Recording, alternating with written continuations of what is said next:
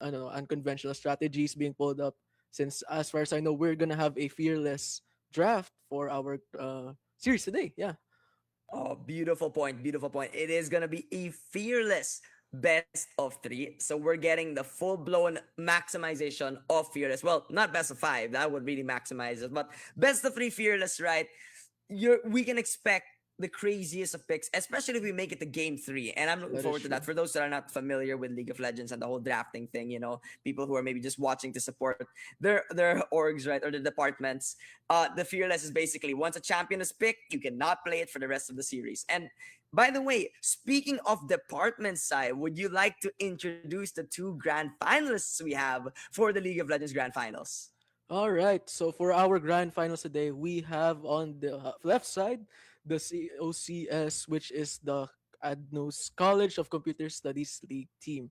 So they are the Black Sarimanoks. And on the right side, we have the JPIA, which is the Junior Philippine Institute of Accountants, also it representing an ADNO. So yeah, these two teams, very, very lovely names that we have here. Yeah, I mean, Black Sarimanok and Sarimanok, Golden Griffins. very powerful. Yeah, I love how they are using like bird, like yeah, that's true. like the whole bird imagery, right, for their Mm-hmm. team names. And I imagine, in the world, in the world of birds, right? It's the one that can soar the fastest, that can fly That the is true. fastest, that can hunt the fastest, the bigger bird that Yeah. usually ends up becoming the predator in the wild. And I'm wondering which bird of prey will be coming out on top here in the League of Legends Grand Finals between COCS Black Sarimanok and JPIA Golden Griffins. Sai, honestly, looking at the stack lineup that we have from both teams, right? Again, they made it to grand finals. Of course, they're going to be stacked. Of course, they're going to be powerful. I can't actually really predict where this is going to be Honestly, yeah. going, right? But of course, as always, I it's all going to be coming down to what we are going to see in the drafts, in the whole micro and macro mechanics that they're going to be pulling out. And as someone who watches a lot of professional league, like in tier 1, right? I am looking forward to what the Philippine collegiate scene has to offer and what we can see here in the ADN League Season 3. You raised a good point there, Keenan. Actually, I think the advantage of playing in a collegiate scene is that you're able to be unconventional. So there's a lot of raw Mm. talent going on here. There's a lot of yeah, as I mentioned earlier, aggression. So I'm expecting a lot of wild plays, wild strategies going on that you usually don't get to see in the pro scene. So I want to see a lot of rustic plays, a lot of fun uh strategies that I don't usually see. So I want it to be chaotic, honestly. That's all I want to see. And maybe to answering your question earlier, I think I'm kind of representing one of the teams, maybe Golden Griffin. So I'm rooting for them. I love their name. I love the energy they bring into the table. So yeah, what are your thoughts there? I mean, honestly, as you mentioned, right, it's all about the unconventional picks that you'll be seeing, between like collegiate teams, right? Like for years now, actually, I've done collegiate so many times that when you cast collegiate, you actually start to notice a pattern that there isn't really a pattern, There is no and pattern. that teams just prefer to pick comfort. It's all Yes. about picking what you're confident in. Whether or not it makes sense in draft, it doesn't really matter, because to them, and honestly, for me, right, when I watch collegiate, it's all about who plays their champion the best and who wins out their lanes or wins out in their respective roles. So I think it's all about that confidence they bring. And as someone who's such a geek when it comes to drafting, diba? Yeah. I do think that's not going to be applicable here in collegiate. I may think a draft is better, but then the other team pulls out a full 4 dragon stack soul Yeah. into a baron play despite having the weaker draft. I mean, who knows what can happen? It's very unconventional. It's unpredictable. That's what I like to think about collegiate. Yeah. Collegiate's very unpredictable when it comes to League of Legends and any really collegiate esports, may I say. That is true. That is true. And honestly, I want these teams to bring in their solo queue energy into their A game. Like I want them to bring out their A game. I want to see some solo queue chaos out there. And honestly, who knows? Maybe we get to see like I don't know, a 5 stack of assassins. Well, who knows? We might see that in action and we might see them win. So honestly, I'm expecting yung mga ganun unpredictability and I don't know. I want to see all those assassins getting picked because usually that's my main complaint when I'm watching the pro scene. There's this parang apprehension to pick assassins, these wild picks that really rely on the early game. So I want to see like the first few minutes. I want to see those first bloods. I want to see those chaos. I want to see those cheeses happen, and even like the level 2 gangs. There I say maybe that's a strategy that they may employ, and yeah, that's it. I don't know what to expect, and I think that on its own is very telling, and I think that's something to look forward to in this game. Honestly, I'm looking forward to the drafts, right? And Yeah, I know we said unconventional, but man, if we see five assassins like champs in this please. game, I don't know what I'm gonna be expecting anymore, right?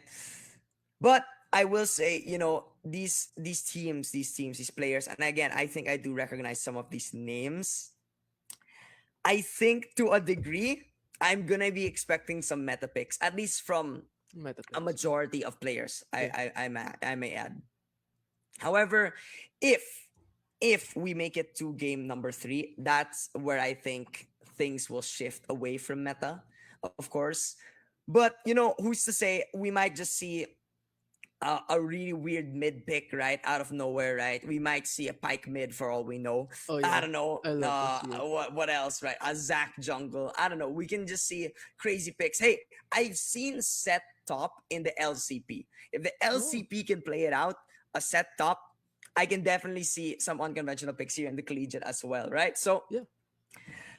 with that being said, Sai, we do have a lot in store for us in this grand finals. And of course, for those that are watching, yes, this is the grand finals for League of Legends. And then later down the day, we still have more games in store for us, right? So Yeah. we have Valorant as well later in the day, and we also have Mobile Legends. So guys, if you're here for those games, make sure to stay tuned in for those tournaments, for those games later down in the day, because it'll be League of Legends to open up today's ADN League Season 3.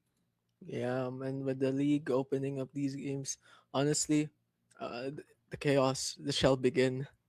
So, as you mentioned, yeah, you mentioned Zach Jungle earlier. I'm expecting what the heck, maybe put him in mid lane. Honestly, I'm seeing a lot of players, like legit. I'm seeing a lot of players pick up that AP Zach mid lane, and who knows, that thing might, you know, make or break this whole series wide open. So, um, again, I want to see. I also want to see those Z jungles. Maybe. Again, you mentioned Ooh. set up, and as a set player myself, I'm actually happy to hear that. That's a lovely ass news for me. So, yeah, I want those counters, like those unconventional counters that usually don't get picked in the pro scene and like the meta picks. Then, because normally it's at when the series goes to game three, comfort is not an option anymore. Honestly, in my opinion, just go wild and see what happens, right? Yeah, I can definitely see that, right? I mean, the how will your opponents know what you're doing if you don't know what Exactly. you're doing yourself, right? So Exactly. I mean, who knows what'll happen? Hey, speaking of unconventional picks, apparently this is Grandmaster player. I forgot which region this is. There's a Grandmaster player that's been spamming Nunu mid. I don't know Oh. why that's a thing, but Nunu mid's apparently a thing now. So at least a Grandmaster player is doing it. So I don't really know what to say regarding that, but I'm looking forward to some pretty funny picks, right? So Same. who knows what we'll get? Hey, we might see some one trick Rengar or something, or Oh, I maybe love a or Rengar. maybe like some form of like Master Yi. Who knows?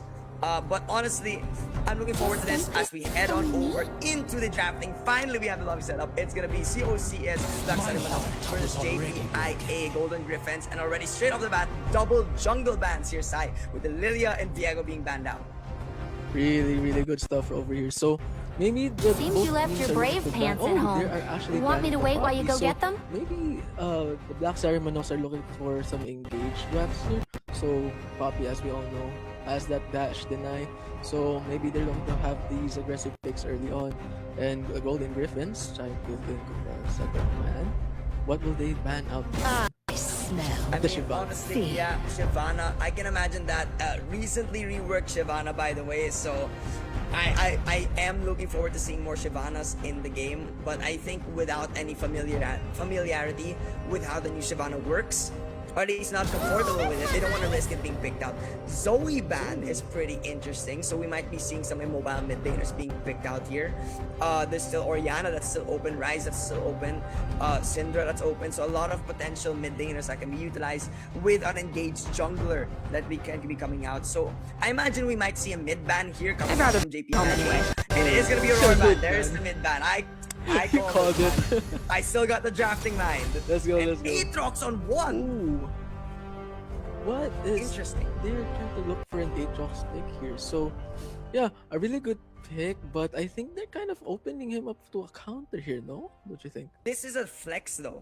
Oh. It can go either jungle or top. So this is a flex Aatrox, but I've never really seen this being a common thing. So I'm interested to see what will come out from this. But they're gonna go Yasuoing Silas on the one, Early Sylas. and then most likely will be matching with a jungler unless they want to flex the Silas jungle because this is collegiate, anything can happen. And they will be flexing the Silas. They'll be sending that Ornn towards the top lane. Believe it or not, Ornn actually does decently well in the Aatrox, so I Yeah, would love to actually. see that. And Yunara is still open, by the way, so we can see a Yunara Lulu 2-3 here from COCS. But with the Silas pick here, I think JPI is already sending the message to COCS to be careful with their drafts, because if they pick the wrong champion, that their ultimate might be the one that lose them the entire game. So here we see a Kaisa pick coming in from the blue team and the COCS, and as of now, I'm actually quite scared for COCS since the engage is looking quite strong for JPI so far. Don't you think? I'm not sure actually why COCS is picking the Kaisa, because now Yeah. you want an engaged support, but that means it's gonna have a good ultimate, generally speaking, and Silas can definitely take that. And we might just be seeing a Kaisa Braum. This is very interesting. A Kaisa Braum does deny certain champs like Misfortune on 4-5, right? Or on 3 even, potentially. So Kaisa now doesn't have to worry about caster ADCs as much with the Braum pick. But mind you, there's still a Rakan open in the game, and they can go Rakan on 3, but that means they're dropping their ADC, right? So there's a lot of potential. Remember, this Silas is still technically a flex, but Yeah. I'm not guaranteed on that. So in order to not Decent drop Ashe the pick. ADC, they pick the Ashe. I can see it. So again, I think JPIA is embracing the strong theme of a strong engage. And honestly, while I do think that this Brom can deny the Ornn ult, I think JPI has a lot of leeway to bait out those shields from them. Mm. And I think JPIA so far with the draft that they have, I think they're gonna give this Aatrox a hard time, honestly, and even the Kaisa, because while I do think that Kaisa Brom is a good pick overall, I think playing into the draft ng GPI so far, parang ang hirap eh. It's kind of awkward to play around with Kaisa's short range. So she really needs to get those early leads, the early game with with the application of Brom's passive. But JPI honestly so far, I think they just need to play it slow and really just do it right to win the Yep. game so far. Yeah. May I add also, by the way, looking at the band, Syndra band with Zoe Oh, band, I love the Syndra band coming out from JPI. I mentioned how Zoe band opens up immobile mid laners, mid laners, and there's a Syndra band coming out. Seraphine band makes sense as well with Ashe being picked up by JPIA. You want to get rid of all of Ashe's best, that is true. supports, right? Casante being banned as well from JPIA. There it is. See, the Aatrox flex is making them scared. They don't want to run into a Casante top, especially since their damage output isn't necessarily the highest on Mhm. JPIA, so they want to avoid the tanks as much as possible. And they are going to be going for an engaged support. Nautilus potentially hasn't locked it in yet, but into Braum, that's a very interesting An pickup. A interesting pick, Nautilus into honestly. Braum is very difficult. Yeah, that is true because pretty much Nautilus hooks. Brom just wants you to dive in. So I'm kind of scared for this draft so far, and I think level one. Oh, COCS No pulling way. out the team. There is no way. There's no way that they'll do it. Mm, Of course, you're gonna pick the Yone. okay, So that what makes is more your thoughts sense. about this But Yone? if that's the case, that's a Yone mid, most likely, because Yone tops, because Volibear mid is nothing, or Aatrox mid is nothing. So there's Yeah, gonna be that's an true. Aatrox top with Volibear going jungle and Yone mid, most likely here. Yeah, and I think for JPI, I think they have to pick a sort of strong peeler because so far this Volley Bear and Aatrox is like kind of scary for them. Well, I do think that Nautilus and okay, we are gonna see a Wukong with those airborne. So yeah, so far though, I'm actually quite concerned with COCS with the type of damage output they'll bring. I know that Kaisa has hybrid damage, but so far they're looking pretty much all overall AD damage composition. Well, I mean, personally, I do think the Volibear is most likely going to be going AP build AP here. In build here. fact, the AP build is pretty strong right now. They actually had to buff the AD build in order for it to be Oh, more oh, I balanced, if see. I recall correctly. So, most likely this is going to be more balanced out for COCS if this Volibear does go AP, and most likely he will. Mm-hmm. And looking at JPIA, I think there are pretty good ultimates actually to Honestly, steal yeah. actually with hijack from the Silas, right? For the Silas, with the Fate Sealed, you have Stormbringer, Glacial Fissure, right? Even the World Ender and Killer Instinct are pretty useful to a degree. Yeah. So I'm not gonna be shocked to see the Silas pop off as well. The main concern I do have though with the side of JPIA is that while they do have a lot of engage with Ornn, Nautilus, Wukong, they are going to be running into a lot of counter engage that is Braum, that is Yone, that is Volibear, right? And Kaisa, if left alone, can definitely be a very scary monster going into this, despite being I think the one of the only human champs in the comp of COCS. I will say though, in terms of overall draft, I may prefer JPIA's draft. Same. However, the main caveat is I'm worried about this Braum for JPIA. I You're think it running into a as well, yeah. Braum, he can deny a lot of their damage output unless they can catch the right targets. It's gonna be very hard to kill them, and I'm not sure if I can see this Silas dealing damage against most of these champs. So let's Yeah, see. honestly, a lot of raw damage coming in from the side of GPIA. And I think it all boils down to execution talaga. So for COCS, this Brom has to it has to work double time to actually protecting and peeling for this Kaisa and make sure that all those strong engages coming in from JPIA don't reach this Kaisa. So, as you mentioned, while I do prefer the composition so far, the strong engages coming in from JPIA, I'm still, hindi pa rin siya like, it's not the silver bullet, you know. So I'm looking forward to see how COCS will play out this draft and how will they navigate yung tricky uh, team fights that we will have later on this game as JPIA tries to go for that strong engage with the Wukong and the Ornn combination. I am looking forward to this Wukong being played out here. I mean, I feel like Wukong's a very vital pick Yes, for the indeed. side Yeah. of JPIA and why I overall prefer JPIA's team fight. And by the way, when it comes to the Philippine scene of League of Legends, I think that team fights are where it's at. Like Yes. it's all about the skirmishes, it's all about the full frontal aggression. And I think the composition of JPIA just makes a lot more sense for them. Do think COCS is also very much fighting, but it's hmm more on the one-on-ones, more on the dual Yeah, the potential. They have very skirmishes. strong duelists to a degree, right, with their composition. So I'm looking forward to their side lane potential because I think their side lane is a little bit strong actually compared to JPIA. That is true. That is true. And now we can see here in the top lane, this Aatrox is going for that early aggression, and Yone is picking up on those early game priority. Making good use of that early game damage against Silas. And now the two top laners are actually duking it out. So again, as we mentioned, they're going for that aggressive playstyle. So early on pa lang, yung top laners natin below 50% HP na sila. It's actually crazy. And Honestly, yeah, it's just duel after duel on the top lane, right? Even right. even Even bot bot lane has lane. been trading it out quite a bit. And at this point, this is what I mean when I say Kaisa needs to worry about the caster ADCs. Mhm. Ash, Misfortune, right? Caitlyn, Jin. They do fairly well in the Kaisa. And yes, the Braum was picked alongside that. The thing is, if this Braum and Kaisa lose level 2 prio, this Ash and Nautilus was just hard trade. And that's exactly what happened here. And now, this Ornn as well, somewhat losing the top side, is able to secure the cannon at the very least. That's +1. Yes, But indeed. Yes, now, indeed. Oh, you need to Aatrox will be get wary counter. of the fact that this Ornn can look for the Ornn. engage here with that searing charge. Gets the knockup, but it's just not enough here. It doesn't have the Bellow's Breath. Yeah, this Aatrox has to be very careful after taking that one free tower shot there.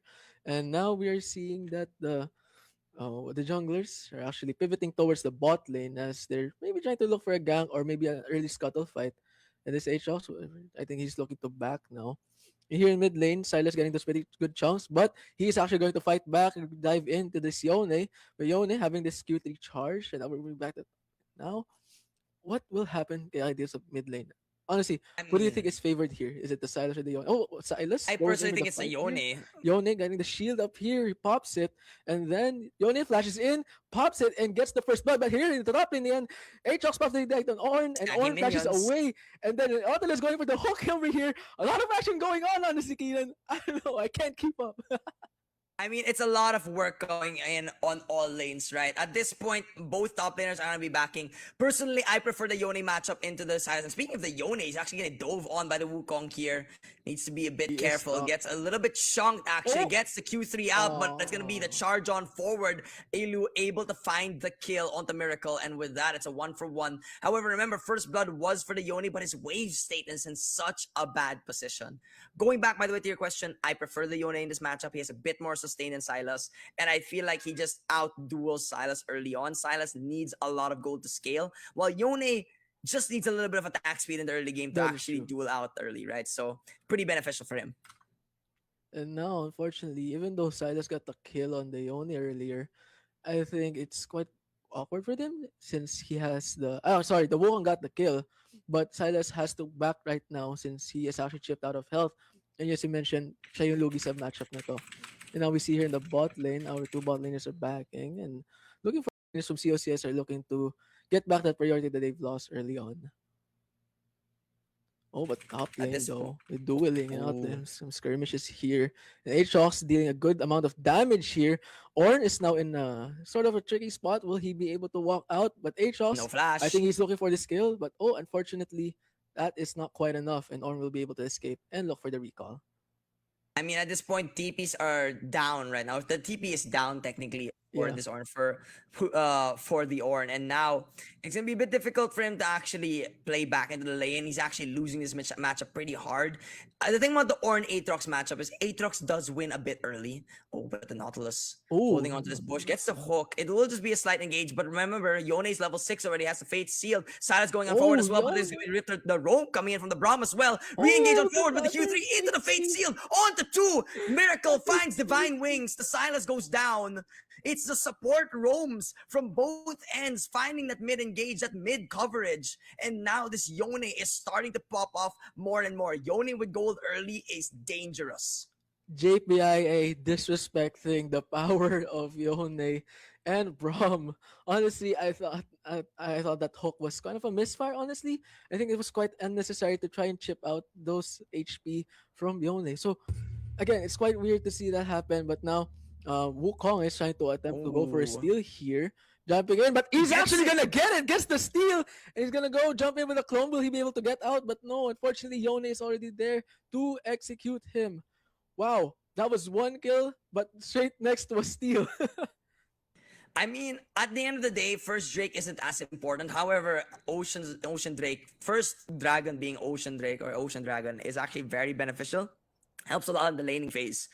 But is it worth dying there? I don't know. uh, Honestly, the thing about, remember what I mentioned, COCS are all about dueling. The more gold they get, the more it's all dangerous about they the gold, become. baby. Yeah. Right? It's all about the gold lead. It's all about the gold lead. While JPIA are all about the team fights, all about the mid game scaling. And if COCS matches that with their gold or gets ahead in the mid game scaling, they're going to be much more dangerous in this matchup. And again, in mid game team fights, I'm worried about this Braum being a huge factor in the counter engage. As the Aatrox is actually going for the engage, the world end up being utilized as well. Colossus with the Forge God coming on forward, but he Oh, he misses. misses It's going to it. be the reset. Alt gets the kill on the Puthic too.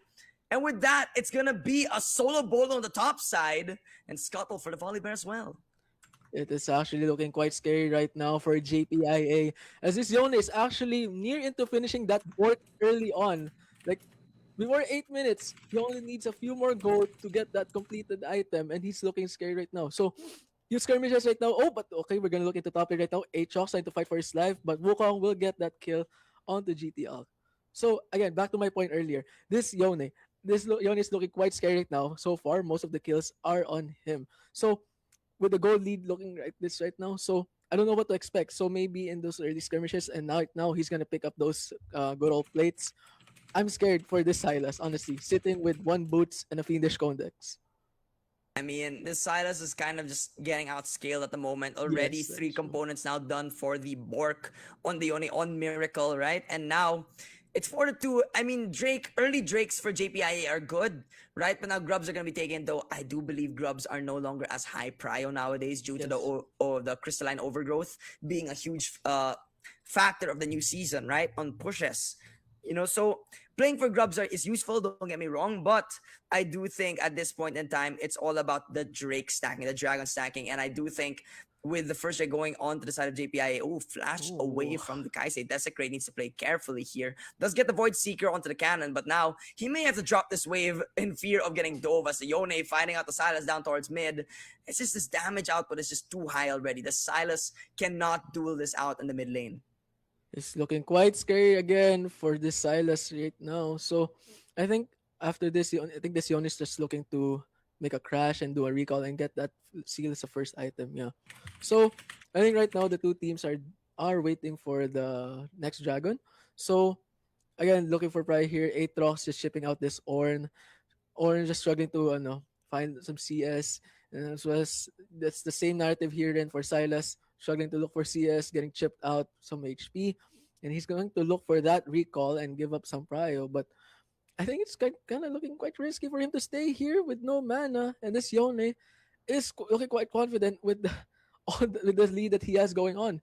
So yeah, I don't know what to expect here honestly, but for JPIA at least. So I think they just need to turtle Muna and try to play it safe and look for Yeah. opportunities and those picks and wait for COCS to get cocky and make some mistakes honestly and to punish and get some of those gold leads and shutdowns that we have looking so far. Yep. I do think right now it's pretty interesting to see how these gold leads are shifting in each other's favors, right? I do think with how things are going, it looks like the only one that's actually winning out their role or their lane is the jungler, which is Ailu, right? He is winning That is against Ares true. with the 2 kills that he's picked up, but most of those kills have just been on low targets, right? The Yone and the Aatrox down on mid and top side who were low after skirmishing, after dueling it out against the respective lane opponents. And now it feels like despite that Thunder Sky being built, don't get me wrong, Wukong scales decently well into the mid game. I'm just still worried that it just won't be enough Enough. going into these team fights, right? And right now, he's the only one with a goal lead, despite there being a pretty good prio on the bot side for JPIA. That is true. That is true. And I'm actually quite worried that di nga siya mahi enough eh. Because let's remember that Wukong only fares well against champions who have AD damage. And this Volibear, after completing his first item now, is looking quite scary, Skandon. honestly. Even though Wukong has the two kill lead, I think Volibear is able to keep up with the 20 something. He's actually ahead by 20 CS. So gold wise, I don't think this Don. Volibear is that behind against this Wukong. Yeah. And then here, Nautilus going for the hook as Volibear is chasing him, goes for the flash, stuns him, and now Nautilus will be flying up and he will get TP. executed. But JPIA looking to fight back. Wukong flashes in, knocks everyone up, and then the Pfizer will die. And then Ash flashing away, trying to whittle down this Volibear. And Wukong trying to peel for him, but Stun. unfortunately, Volibear will get the stun and get the execute onto Yang. Oh my gosh. Beautiful coming out from Ares, able to find the stun, able to find the kill onto these players. And this is what I was worried about, right? This Braum counter engage is just too scary. Wukong flashes in, knocks everyone up, and then the Pfizer will die.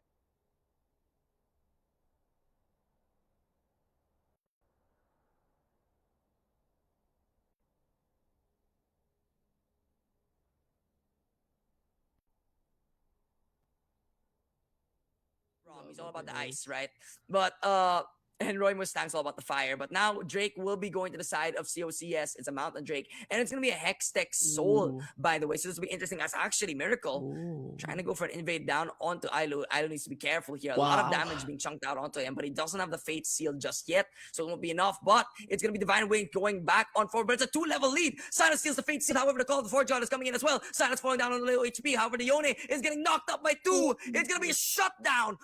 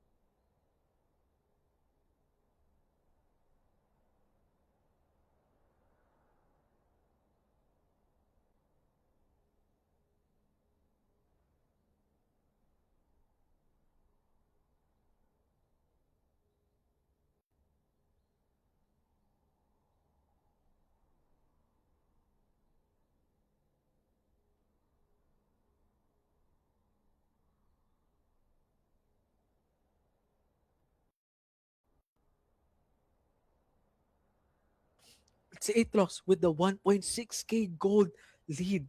It is actually so painful for this Ornn right now to see that this Aatrox is just flat out building lethality against his armor build. So, Oh my oh my gosh. gosh, this Aatrox is looking quite scary for JPIA later on in the game. So once this Aatrox is able to find footing and be able to actually roam around, I don't think that JPI will be able to fare well against the damage that this Aatrox will bring to the table. So again, right now, I think so far the only hopes of a gold lead that JPI has is this Wukong, which unfortunately is still behind in farm against this Volibear. So right now, I think with the dragon spawning over here, JPI I think has to give it up. And now the blue team, the COCS, has actually released the Rift Herald into mid lane right now, giving that prio and TP coming in from the Silas. And I think this will be a free Drake onto the side of COCS, which is quite scary because I think the Hextech Drake brings a lot of value in their composition. That attack speed, that additional damage, if they do get the soul, is very, very scary later on in the game. So I think COCS is just on a roll right now. And JPI so far is still not faring well as they try to honestly respond against the Ooh, the giant.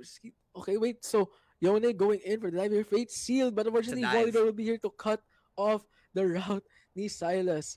As once again, another kill on the side of COCS as the gap between them widens.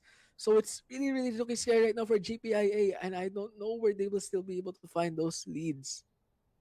At this point, right, they're dropping objectives, they're dropping crowd, they're dropping waves. They're trying to rotate, and Divine Wings is just getting picked off multiple times. It just Yes. wasn't gonna work out to hold on to that bottom tier 1 turret, and now they're trying to go for a play here on the bot side, but Yone is a bit too powerful. Yes, he doesn't have the ultimate, but I wouldn't duel out a Bork BF Barkill Sword sword. Yone if I were you personally. And now there's no objectives on the bot side. Baron coming out in a minute 30.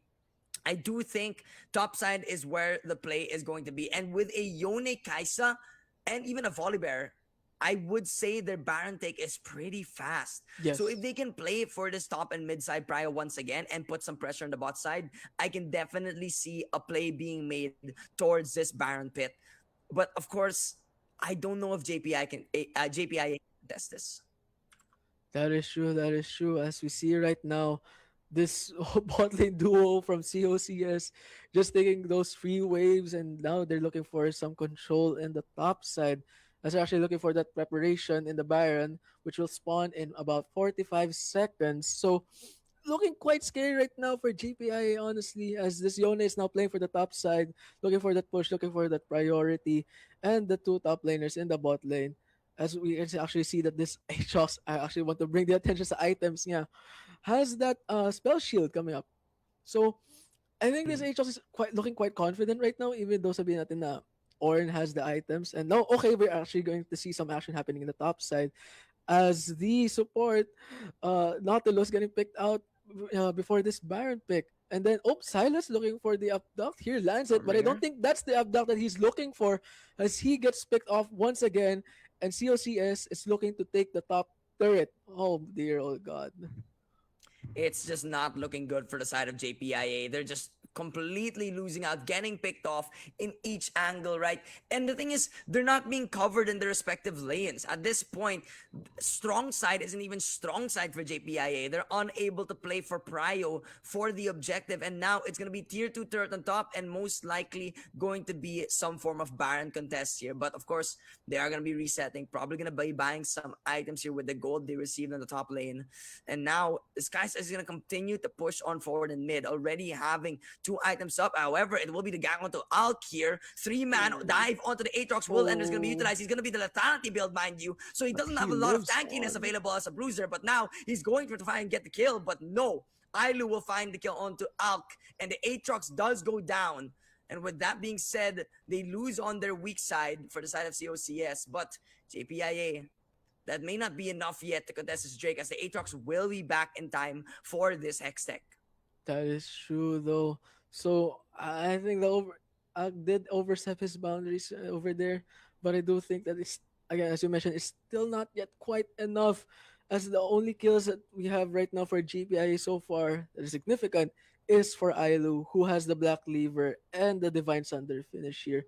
which I don't think is still quite enough to deal a lot of damage against the sustain and actually the aggression that COCS is bringing.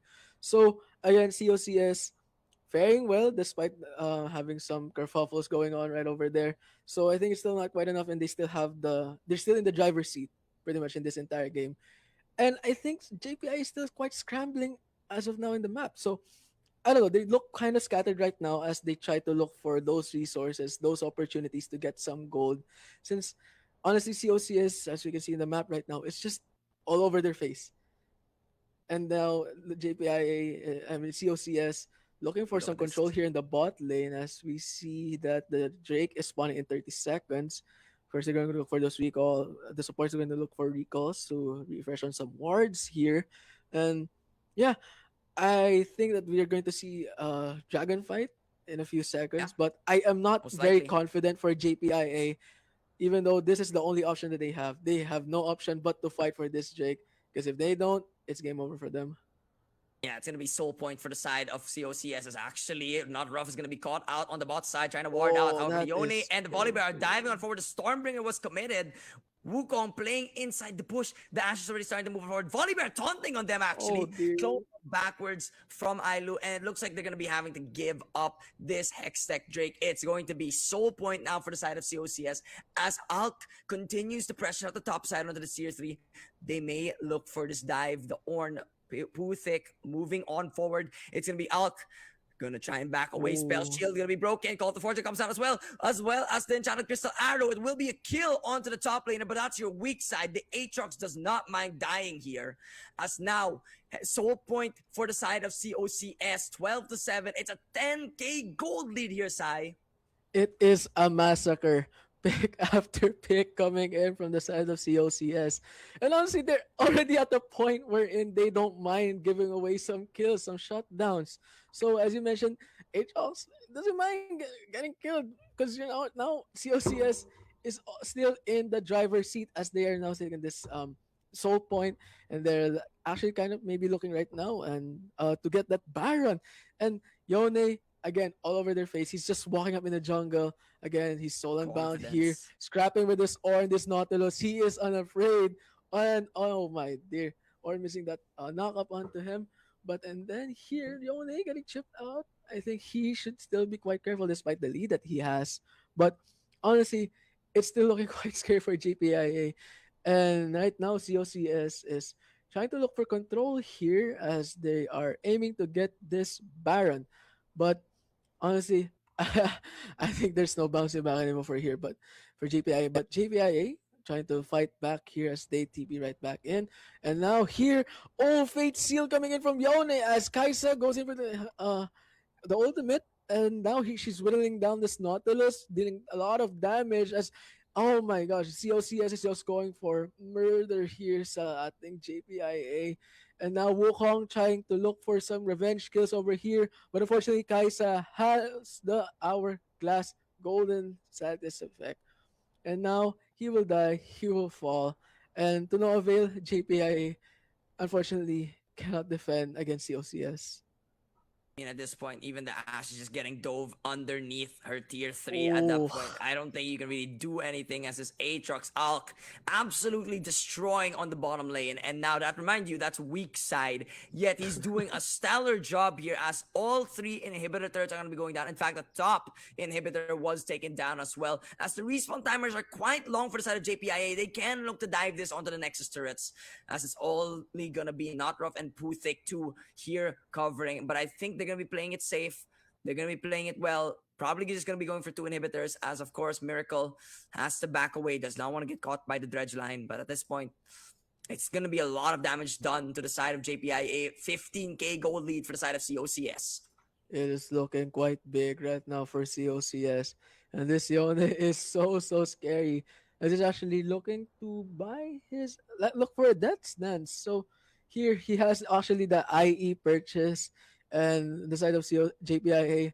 No defenses, no significant defenses to cover for the damage that this Yone will bring. So it's honestly quite scary right now for them, as right now they're scrambling to look for vision, scrambling to see It's a what Baron Force. COCS will do. And now COCS, will take the Baron for free right now as JPIA is just trying to defend their own entire base.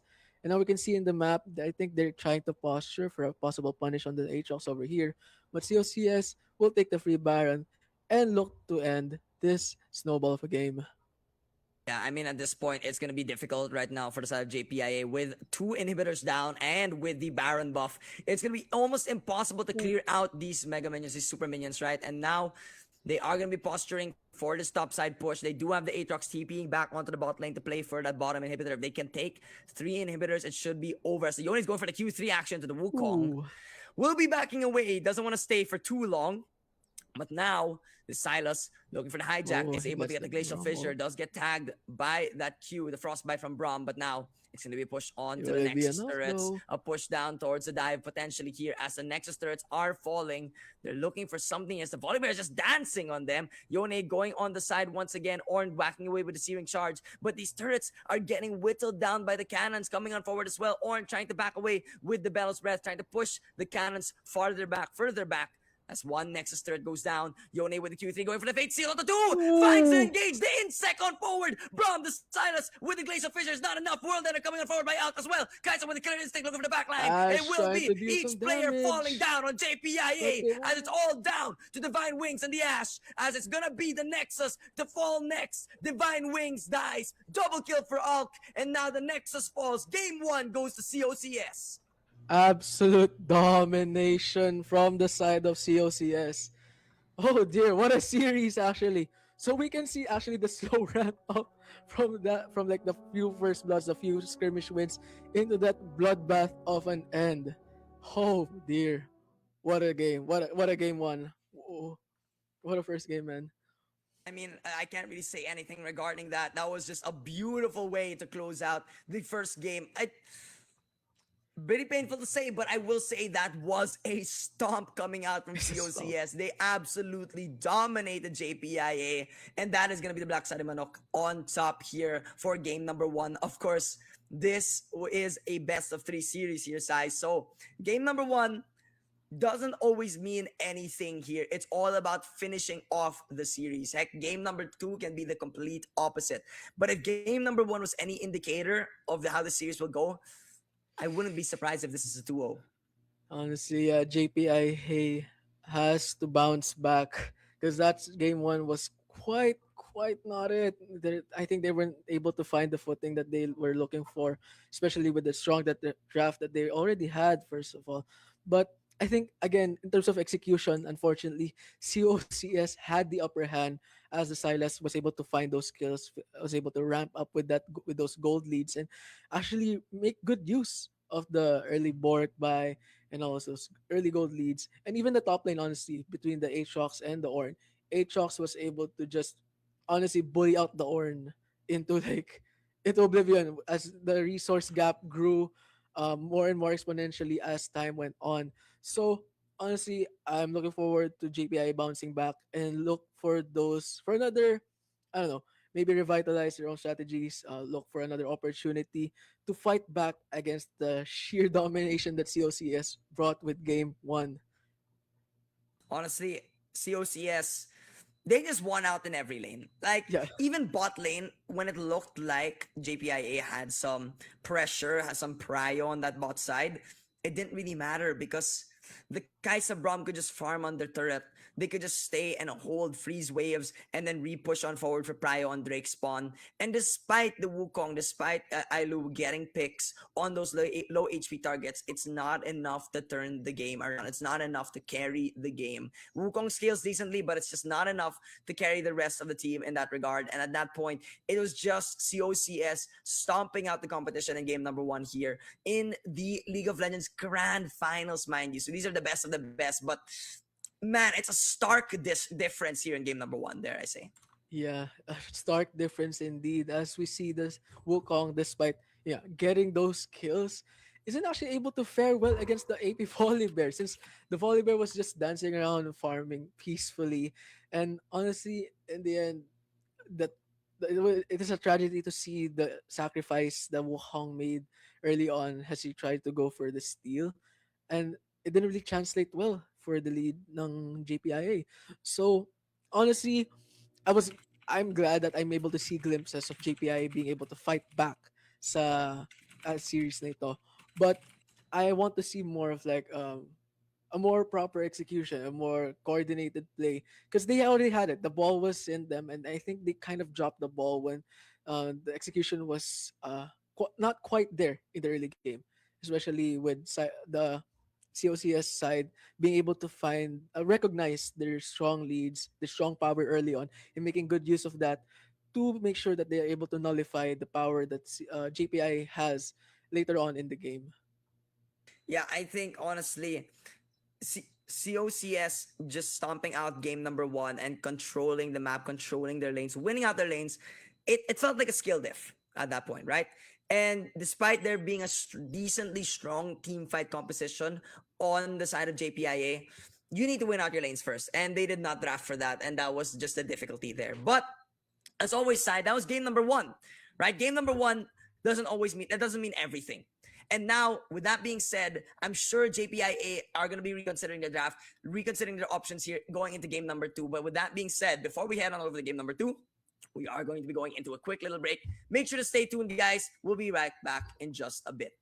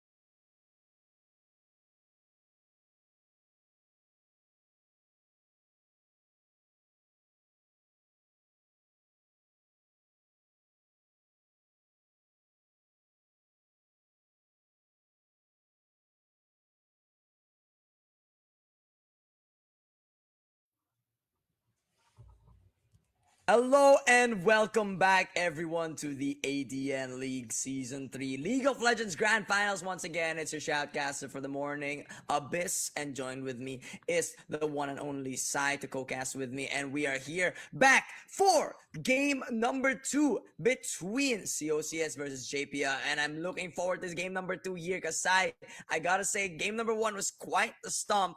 I'm wondering if JPA can turn things around here. I think I see the possibilities happen naman. I think, sometimes we just need a warm up. Sometimes we just, to be, magising lang. Kailangan natin magising para lang magkaroon tayo ng na, Nalo ka kasi.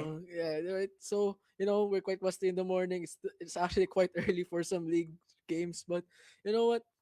Kudos pa rin to all the players right now who showed up for this wonderful series that we have today. So, again, I'm interested to see how JPL will be able to find their footing once again and be able to bounce back. Because, again, they had the draft going on earlier in game one, and honestly, I think with just the right amount of execution, I am just looking for the right amount of execution for them to uh fight back and honestly win the title against COCS in the grand finals today.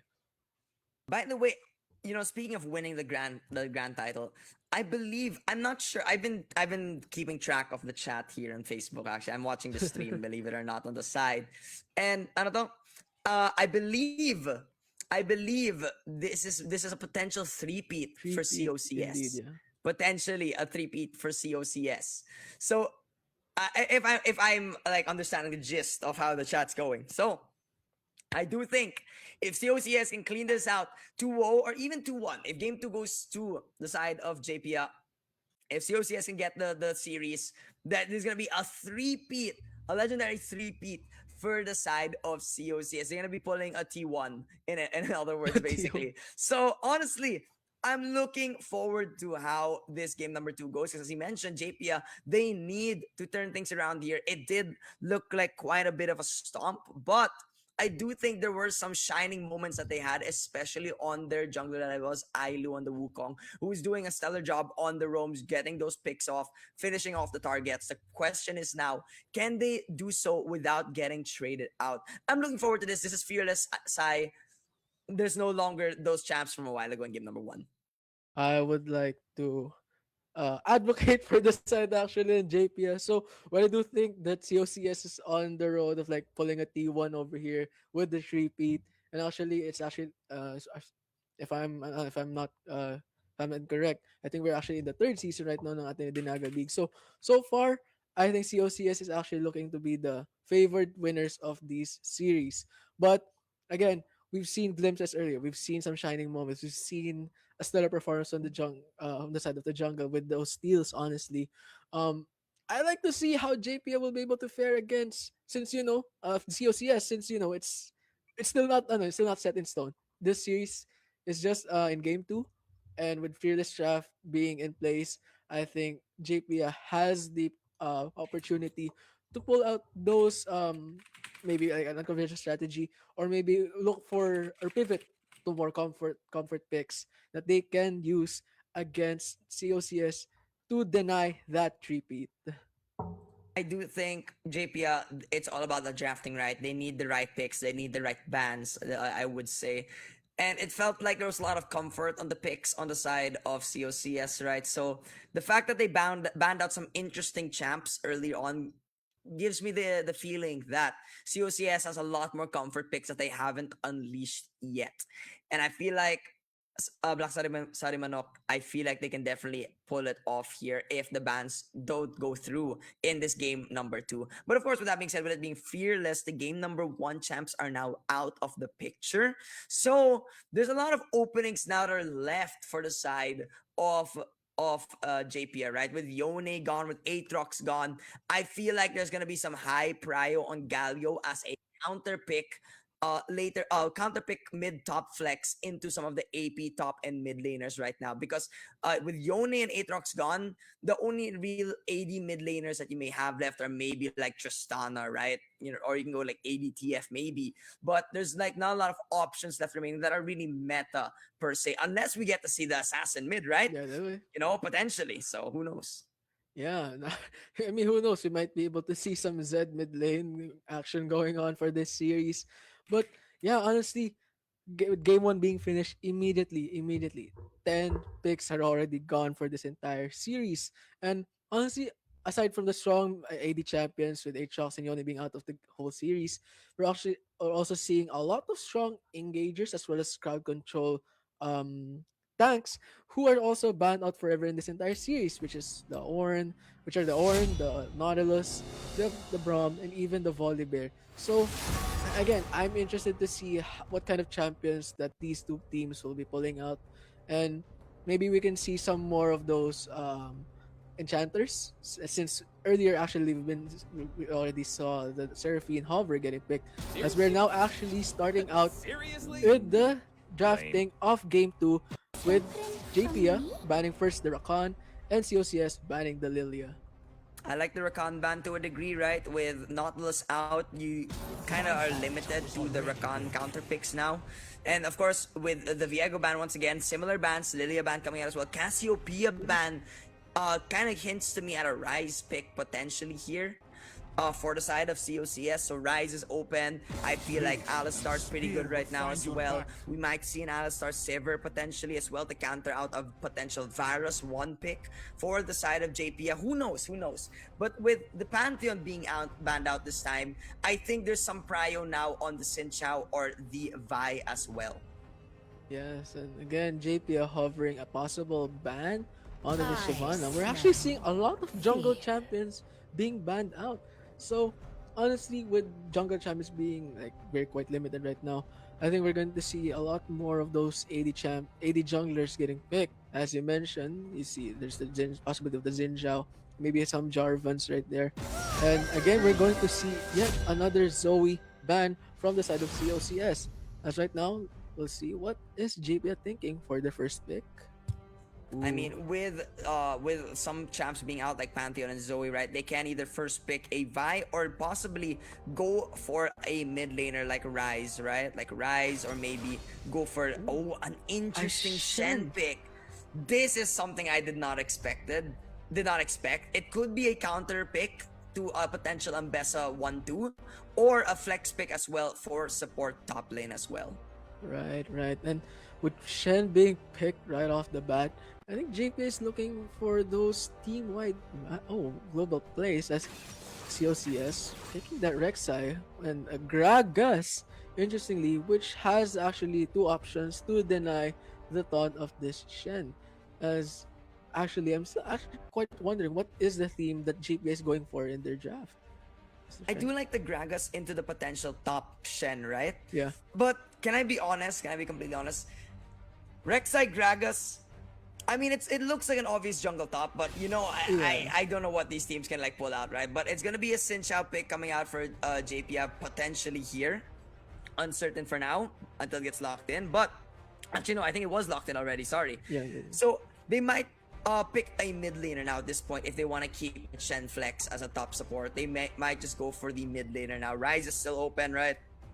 You still have It's open. Oriana, Azir. So Azir Prio and Talia Prio has been pretty low in the pro scene. So I'm wondering what they'll be picking here for mid. It's most likely a mid champ that they're picking. It's gonna be the Lissandra. Sandra.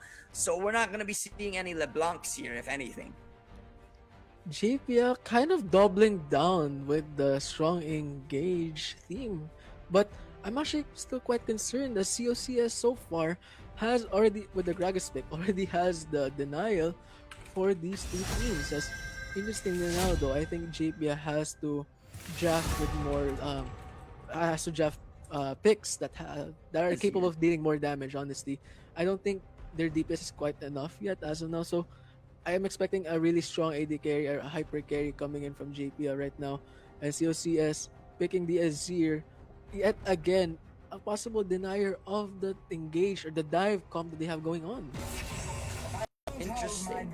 I do like the Azir pick actually. It does give a little bit of scaling for the side of COCS. Thing is, my worry is Lissandra is pretty decent into Azir as well. Like she's pretty decent as well. Come So I'm worried on. about that What's whole the worst that pick could happen? nonetheless. But now both teams, mind you, have ADC open right now. And they're banning out the supports on the side of COCS. But this could actually be a Shen support. Now, as you mentioned, right, this could also they need a hyper carry on the side of JPA, but they can also flex that Shen into a supportive role and then go for some form of juggernaut top lane into the Gragas, right? We could see like a Mundo, We must we could all see make our like a choices. Renekton maybe, though I don't know about the matchup against Gragas, admittedly. But there's also the potential for Yunara Lulu still being open. Yunara Lulu are both still open here. And with JPA being blue side, they do get the 4-5 in a row. So they can draft their ADC support immediately or go for their ADC top laner. I So will not fall. I think COCS, if you want to play it safe, you most likely draft here your ADC. I think you draft your ADC to counter pick on the support on anything after knowing the 4-5. Honestly, yeah. Because so far, COCS are they looking quite strong in terms of the denial, in terms of the team fighting capabilities over here. So, so far, I think so far, yeah, we're gonna pick the There it is. Corti over here. Oh, The, perhaps the they're ADC. hovering some AD carry picks that have some more leeway in terms of range. As they're actually going to go for the Ezreal, which actually pairs kind of well against Xin Shao and Shen, given that he is able to create that distance that he needs. I'm not sure about that though because Karma and Leona are banned out. Who do you pair with Oh, Ezreal here? that is interesting though. Like who are you gonna pair with Ezreal here? Like, are you gonna go Ezreal Alistar? Brom's already out, mind you. So they're gonna be going for a Poppy pick. So now Oh, you don't know who's denial. top. Most likely it's gonna be the Poppy top here with Shen support, especially since Poppy does fare well into Gragas compared to the Shen. So you're gonna be seeing that Poppy support instead. With Rakan banned, though, I'm not sure about the value too much here. But now they get the counter pick support on COCS. They can just go for an Enchanter or Poke, Oh, and it may just be the case. It's most likely going to be an Enchanter or Poke Chanter. on the side of COCS. Gonna have to play it slow as they try to ramp up the damage of this Ezreal. Nice. I think actually on the side of COCS, I think it's kind of a mistake that they banned out all of the possible supports that they're gonna pair up with this Ezreal. So I think it's kind of a misfire on their part, in my opinion. So right now, so far though, I am actually quite still favoring the draft of COCS. So evidently, I think in terms of power scaling, they have the upper hand against JPA, which is kind of lacking in terms of damage, as most of their damage is already mostly reliant on this Tristana pick over here. And this Azir pick is actually also quite scary given the right amount of goal lead, the right amount of given the right amount of circumstances that he wants to fight against these divers who want to go in. I do think, given this bot lane matchup, though, if this really is going to be a Shen support, I can see this being a bot lane win Win. for JPL potentially because Tristana fares really well into Ezreal. Once Ezreal uses his Essence Shift is Arcane Shift. Sorry. Oh wait, yes, something. Arcane So shift. I forgot Arcane Shift. Right? Yeah, it's Arcane Shift. Uh, what ends up happening is that he'll end up just getting dove by the Tristana. And at that point, it's gonna be way too difficult to actually duel out. And this Shen can easily peel for the side of this Tristana. However, you did mention it, Ezreal does outrange this Shen quite a bit. So it's gonna be difficult for him to actually catch the Ezreal. And the Nami just gives so much movement speed. That is true. Gives so much movement speed. So the Lissandra pick now has some value due to the fact that there's an Azir and an Ezreal. Question is, can they even catch them to begin with? That is the proper question indeed. Plus, I think if right if like nagkusumal like if all the star if the situation is just right for the mid laner and for the Ezreal for the Azir, I think these two champions can actually just whittle down the entire draft of JPA, since I can imagine Nazir throwing out soldiers, whittling down the HP of JPA as they scramble which to target. So, with the Ezreal having the range advantage and the Azir having those multitude of soldiers in the late game, I think it's quite scary to see how this will play out for JPA eventually. So right now, Well, we just hold started the on. game. Hold on. Wasn't Ailu the jungler a while ago in JPA? And not Oh, Ruff the support? This is interesting. They actually oh, swap this time. So we actually have different players like on different roles now actually. So this is an interesting setup, and it is going to be the Shen top instead into the Gragas. So it's Poppy support instead actually into this Ezreal Nami, interestingly enough. So I'm not a big fan of that this lane selection here, because I don't think Poppy has that sort of agency into this bot lane Yeah. as compared to the Shen, in my opinion, that can trade out much better into Ezreal's pokes. And interestingly, I also think that Poppy, with her dash denial, can actually fare well against this Rek'Sai early on. So I'm not yet quite sure what the thought process here on the side of JP. As predictably, we're seeing right now that this Poppy Tristana duo is getting poked out of lane as they try to consolidate some pressure, but unfortunately, they have to trade some HP trying to get that early push. And now see, actually, I want to point out that the Gragas is actually in the side of the jungle. So, okay, Ezreal dashing in and duking it out with the side of JP. As Ezreal tries to roll them down and place them at below 50% HP. Ooh, looking quite scary over there. Oh, A I don't Oh, summoner know. has Oh, a disconnected. pause gonna be called pause. out. Ares will be disconnecting. Most likely gonna be restarting here. And at this point, yeah, it's just gonna be difficult for this Tristana and Poppy to play out the bot lane. I do want to point out, by the way, interestingly enough, it's actually a Rek'Sai top and a Gragas jungle. So not what I expected, admittedly, but maybe they were predicting the Poppy top instead, and then Shen support. So they wanted to send the Rek'Sai instead, but it seems like it was not that the case, and the Shen should fare a bit decently into the Rek'Sai, I think. But the problem is the bot lane, as you mentioned, Sai, they're not gonna have a fun time. They're not gonna have a fun It's time. gonna not gonna be a It's fun gonna be time. very difficult. And Lissandra into Azir. Well, let's talk about the mid matchup a little bit. Uh, it's not the strongest for Azir, admittedly. I feel like Lissandra should be able to outpoke for a little bit, but you mentioned it a while ago, the outscale is just the worry here. If this Lissandra can't catch the Azir early on in the engage, or can't catch the Ezreal, who's most likely going to be scaling fairly well into that mid game, especially with how the laning phase is going, I'm a bit worried for the side of JP if they can actually duel it out once it turns into this mid to late game state. I think the conditions are quite awkward, admittedly, for the side of GP. As right now, it's looking as if na nasa kanila yung there's this pressure for them to just really outperform COCS in the early the game to get those gold leads, to get those early dragons, to get those early pickups of turret plates.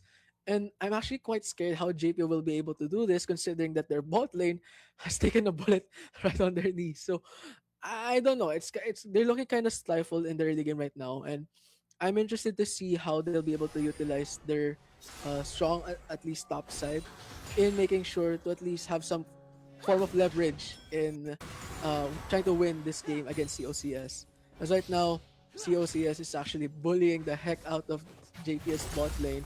And I also want to point out the addition of this Gragas into the mix, as this Gragas is actually also looking quite scary for this Tristana and Poppy. So again, if Poppy is caught like with low HP, low resources, I don't think this Poppy will be able to actually deny the possible combo gang of this Gragas right now.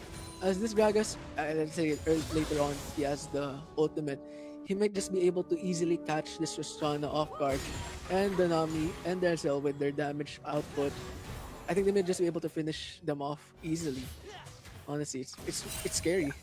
Yeah, I can definitely see this being a scary thing here as ooh, not rough actually gets caught off on the Tribush ward. He's gonna be contested most likely in the Scuttle Crab as Nami posturing for a potential ward as Iris will most likely, or Ares I imagine, is gonna try and go for the top Scuttle instead. They're not gonna be playing for it instead, but little read Nami to get the first blood. Tristana ends up falling to Alt as well. It's gonna be not rough, going for the engage, flash on backwards from Alt, and since Shao will not be able to find the kill, needs to back away. Anami Ezreal getting the double kill on the bot lane, winning out their lane easily, despite not rough trying to go for the resmo.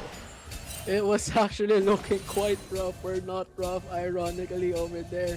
As he tried to salvage the situation to no avail, he wasn't able to bounce back and get that revenge kill onto Israel, as he was actually able to I think he had a misinput there, and he was actually fortunately a victim of creep block. So quite a rough sight for JP early on in this game right now, as we see that the bot laners are now back in their lane, trying to bounce back and get some gold. Sheesh. I mean, now at this point, it's gonna be difficult for them to return these things around here as the Shen is actually kind of bullying this Rek'Sai a little bit here, actually, Yeah. admittedly enough. I mean, this is where the Shen value comes in against the Rek'Sai. And again, it might have just been the pretty good prediction here, I would say, for the side of JP at the very least for the top lane. But now, with that being said, with both of them being on Doran's shield, this is gonna be poke after poke and just trying to outlast each other one by one. But it's gonna be another pause being called here this time I believe from the side of it's from Ares again actually, admittedly enough. So a bit unfortunate, maybe a little bit of lag here and there, but hopefully we get back into the game real quick. But with that being said, I will say the game right now, the game state right now is looking pretty one-sided on the bot side and mid, while top side it's somewhat favored for the side of JPA, but not really the biggest, not Yeah. really the biggest lead at the moment. And I don't know if gold on Shen really matters as much as this Tristana and Lissandra. Honestly, yeah, because as much as this Shen has the upper hand and actually is the only opportunity so far for JP to win in this game, I think this Shen, despite having a large gold lead, won't be able to do much against an Ezreal with the Triforce, with the cooldown reductions. Because I don't think this Shen will be able to reach, even like dream of reaching this Ezreal with the arcane shifts and with the Navi giving that movement speed boost, as you mentioned earlier. I think JPL so far is going to have a rough time, but let's see how they will be able to play it out and make use of that lead in the top lane, as this Rek'Sai is actually trying to run away from Pooh Thick too, as this Shen is just bullying the heck out of this Rek'Sai. And admittedly, I'm actually not quite a big fan of this Rek'Sai pick, because in terms of early game power against the Shen, I don't think Rek'Sai is able to do much, honestly.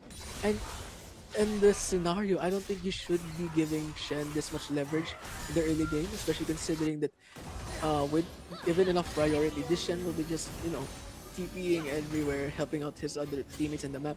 And ideally, if you're able to prevent that from happening, you should be able to do it. So unfortunately, that's is not quite the narrative we have right now. As we move back to mid lane, this Azir is getting bullied by the Lissandra. Yeah, at this point, this Azir, I mean, was having some decent like pokes on the Lissandra a while ago, but this is what I was worried about as well. That eventually the Lissandra will start to outpoke the Azir. Mind you, this Lissandra did have a back already, while this Azir just got his back now and has TP back in the lane. So now it's going to be a bit more even on the mid lane in terms of items. The thing is, Lissandra does fairly well in terms of pokes. Speaking of pokes, Yangen trying to go for the kill here, going for the jump on forward with the rocket jump, does get the blast on forward with the E. It will be the jump Oh, once again. rocket jump. However, he ends up falling. It's Ailu, the one that's going to be picking up the shutdown instead.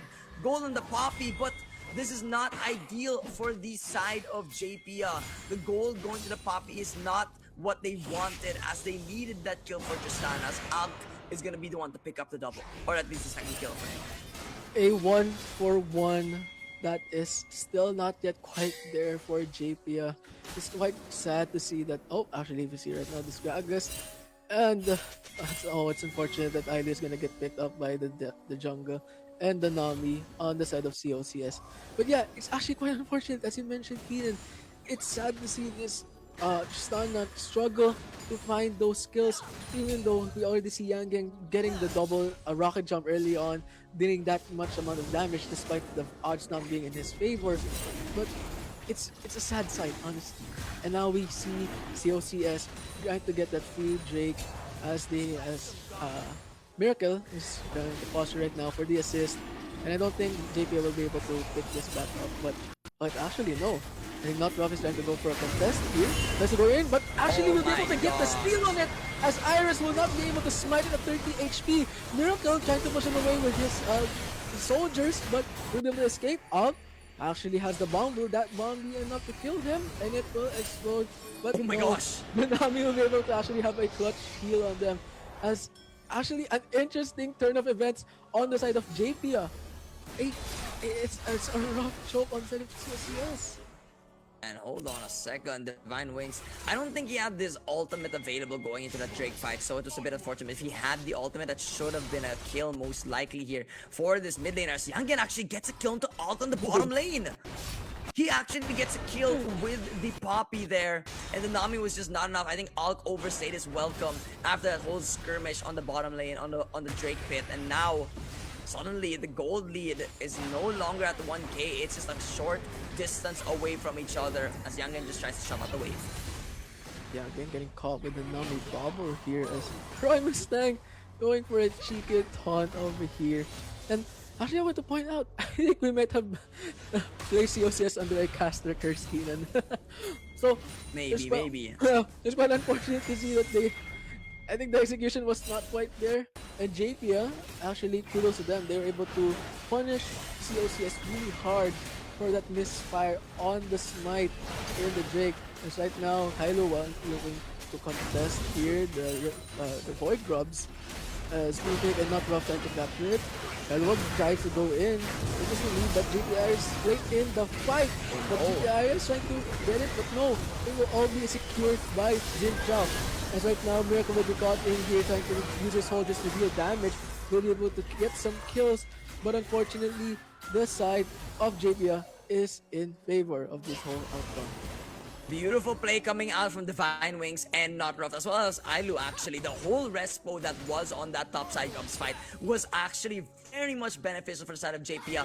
Getting the 3 for 2 is very much valuable in this situation after getting the Grubs. Ares was unable to actually find that final Grub, and so it's going to be 3 Grubs for the side of JP. With that being said, Divine Wings gets a beautiful route on that movement, on that E, and with that, it was going to be a full-on engage fight head-on for the side of JP and COCS, with favor being on the side of JP. I will say, with that whole skirmish happening and with all the ultimates available that JP had, especially with that Crescent Guard from Not Rough being beautiful, dishing out the damage on everyone on the pit, it was just a one fight overall for JP, and now the gold lead swings towards their side. And oh dear, oh god, we actually called it, that JP is actually able to make good use of this Shen lead.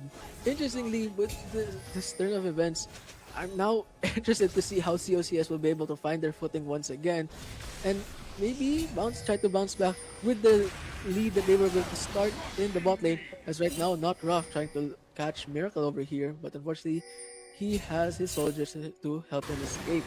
As right now, oh, Yang quite chipped out of HP right now, trying to fight back, but Alt has the damage to actually put him at below 50% HP. As right now, COCS trying to really capitalize on and double down on their power in the bot lane. So, it's actually interesting to see now that both of these teams have actually a lot of leverage points to use against each other. So right now, gold leads are quite even, and I mean, I'm not sure yet who is now on the lead. So right now, JP bot lane, Not Rough trying to look for a possible counter or gank here, rather. So Alt and Roy Mustang, I think they're kind of oblivious to the possible gank that Not Ruffle is posturing here for. So, a lot of folks coming in. So, bubble coming in from Roy Mustang, but unfortunately, they will not pull the trigger.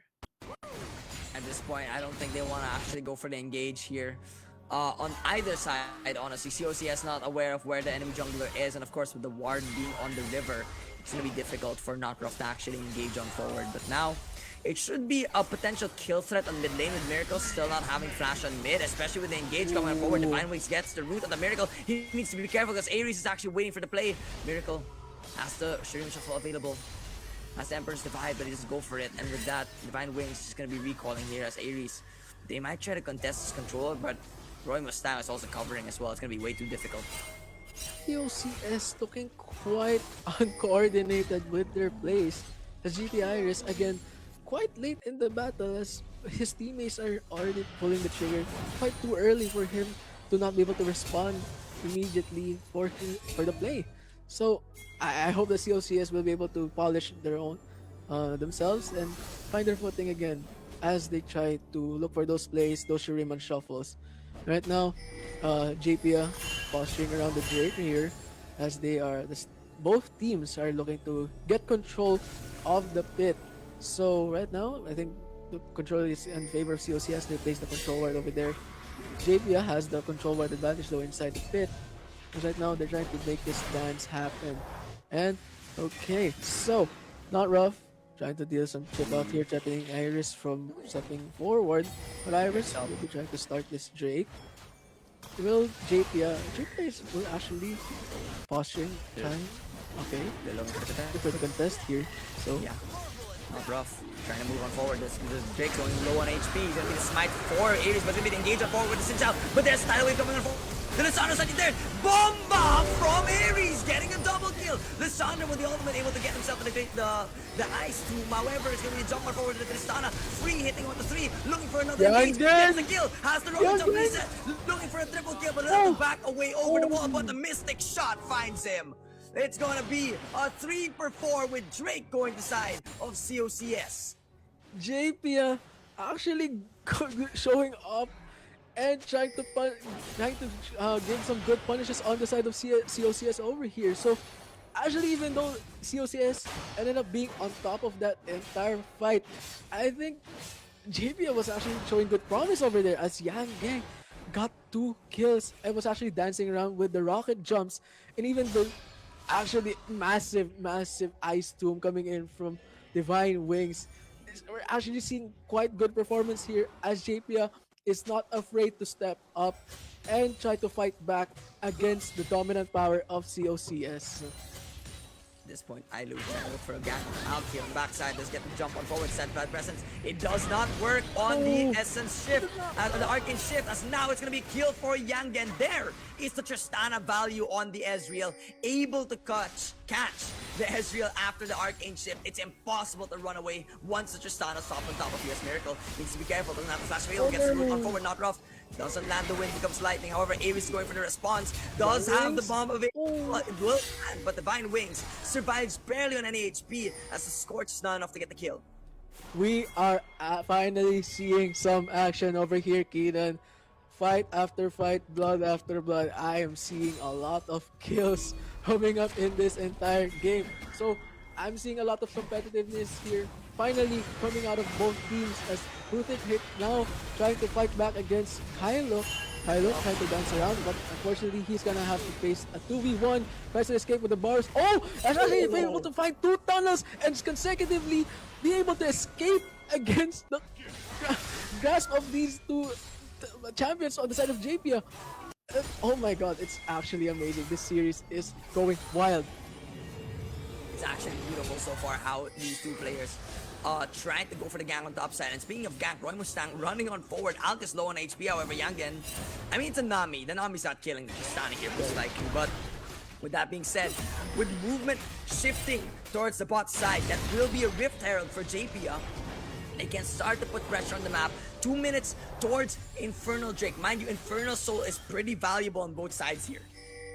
JPA is honestly sending a message to COCS that despite the early leads, despite the early kills, they are not able to back them. But Ailu here trying to run around, but unfortunately for the side of COCS, Shen is there to save the day. But unfortunately, he will have to use his ult to save his own teammate.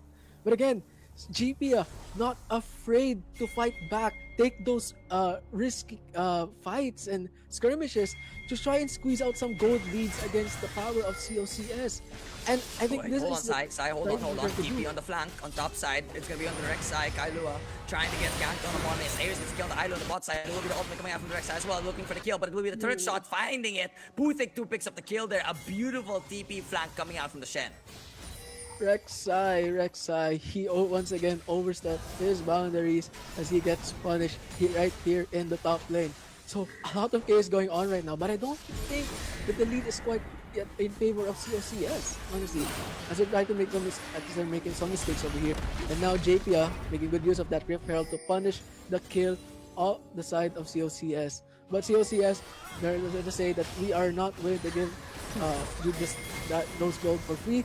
We want to get some gold for ourselves too, as they try to actually look for a pincer here in the bot lane as GT Iris going for the bomb combo as he kills Yang Gang, and then Ailu will fall into the grasp of the Nami and the Ezreal.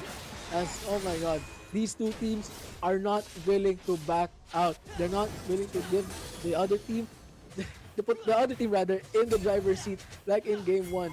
So both teams are trying to consolidate controlling this game, and it's beautiful. It's cinema. I mean, I have to admit, when you drop topside objectives like the turret or the Rift Herald, you need to look for a bot side play on. You have to cross map basically. And Ares goes for the bot side invade, takes the red, and then goes for a dive with bot side as the bubble comes on to not rough. Be careful there. Drake has spawned, and Shen ult is not available. He needs to path downwards as well. Alt looking for a pick here. Bubble does land on the Shen. Puthic 2 getting a lot of chunk damage onto him as they have no mid side prayer. Miracle has the TP available. They need to contest this, but the chunk is coming on forward. Ares looking for the dive. It will be Divine Wings trying to look for the kill. Will be Divine Wings chunk on the out with the tidal wave coming forward as well. With the two chopper rods, dealing so much damage. Popping knock with the two. Best of guard of the three. It will be Kailua finding Divine Wings, however. Not Rough trying to back away. However, it will be the kill from the side of Ares onto Not Rough as they all end up falling. It will be up to Puthic 2 and Yangen, the last two remaining. But that will be third Drake going to the side of COCS. Unfortunately for JPI, it was actually looking quite good early on, but unfortunately they were down two members, and all they were so late into the fight. So even though it was looking quite good with both teams doing it out properly with the multiple knockups, multiple CCs coming in left and right, unfortunately it was already in favor of COCS as they were able to get those picks right before the fight started. So a sad sight on the side of JPIA as COCS will be able to get that second Drake into their own favor. It's oh my gosh, but I still think that JPIA is capable of fighting back. They just have to honestly make sure that they're not giving away these free kills, and make sure to play it safe and just coordinate with each other to make sure that they're able to fight back against the power that COCS is bringing to the table right now. Admittedly, the main problem they had, and I'll be completely honest, you may not realize this, the reason why they lost this is because they did not have mid tier 1 or bot tier 1. Because of that, they can't fight for prio, they can't fight for more vision, they can't fight for more space, and so they end up losing out that fight. They lose out on vision as, hold on, Ares trying to go for a sneaky play on the top side as the top tier 1, low on HP as Baron spawns. They may look for a dive here on the top side.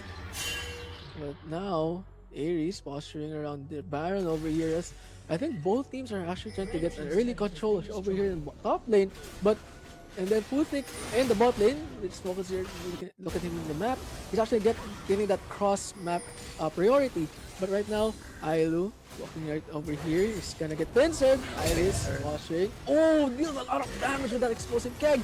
Throws the knockback onto him, but Shen has the ultimate to save the day, and once more, save the life of Ailu. But I think they have to give away this priority as COCS will be able to contest them in their push. I think JPL was actually just overstepping it earlier.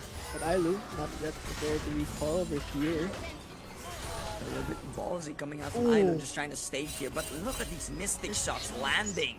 It's beautiful coming out from Alk as he's playing this Ezreal here. Very difficult for the rest of the players of JPL to walk on forward as Yangen trying to fight for mid-prior here, as it will be Roy Mustang backing away on the Nami here, trying to refill on those wards most likely. Does have the Mikhails available, so catching this Ezreal has become so much more difficult. Honestly, yeah. So there's the Mikhails, there's also the Cleanse, and I honestly don't know how JPO will be able to finally just catch this guy off guard. And also, I want to point out that this guy's putting out. Oh, Miracle will be able to get the pick onto Divine Wings. As yet again, JPO will be giving away yet another free kill. And now Ares looking for a possible dive over here, but will be denied by the Poppy. As COCS trying to consolidate priority and push advantage to eventually lead up to that Baron kill and this tier 1 third push. That steadfast presence is pretty useful in these regards, right? When they try to dash on forward, try to push for and engage. So it's difficult for the Gragas and even Lazir, right? Miracle to enter onto the fight. But of course, they don't actually have to enter the fight. You already have Ezreal poking, you have your Gragas, right, throwing out W's, right? It's gonna be the Azir outranging as well. It's just way too difficult. They don't actually have to enter, so the Poppy value is just so low here at that regard, as Divine Wings trying to clear out bot side doesn't do any damage to Kailua. And now, bot side of COCS, consolidating this push, looking for that push onto the tier 2.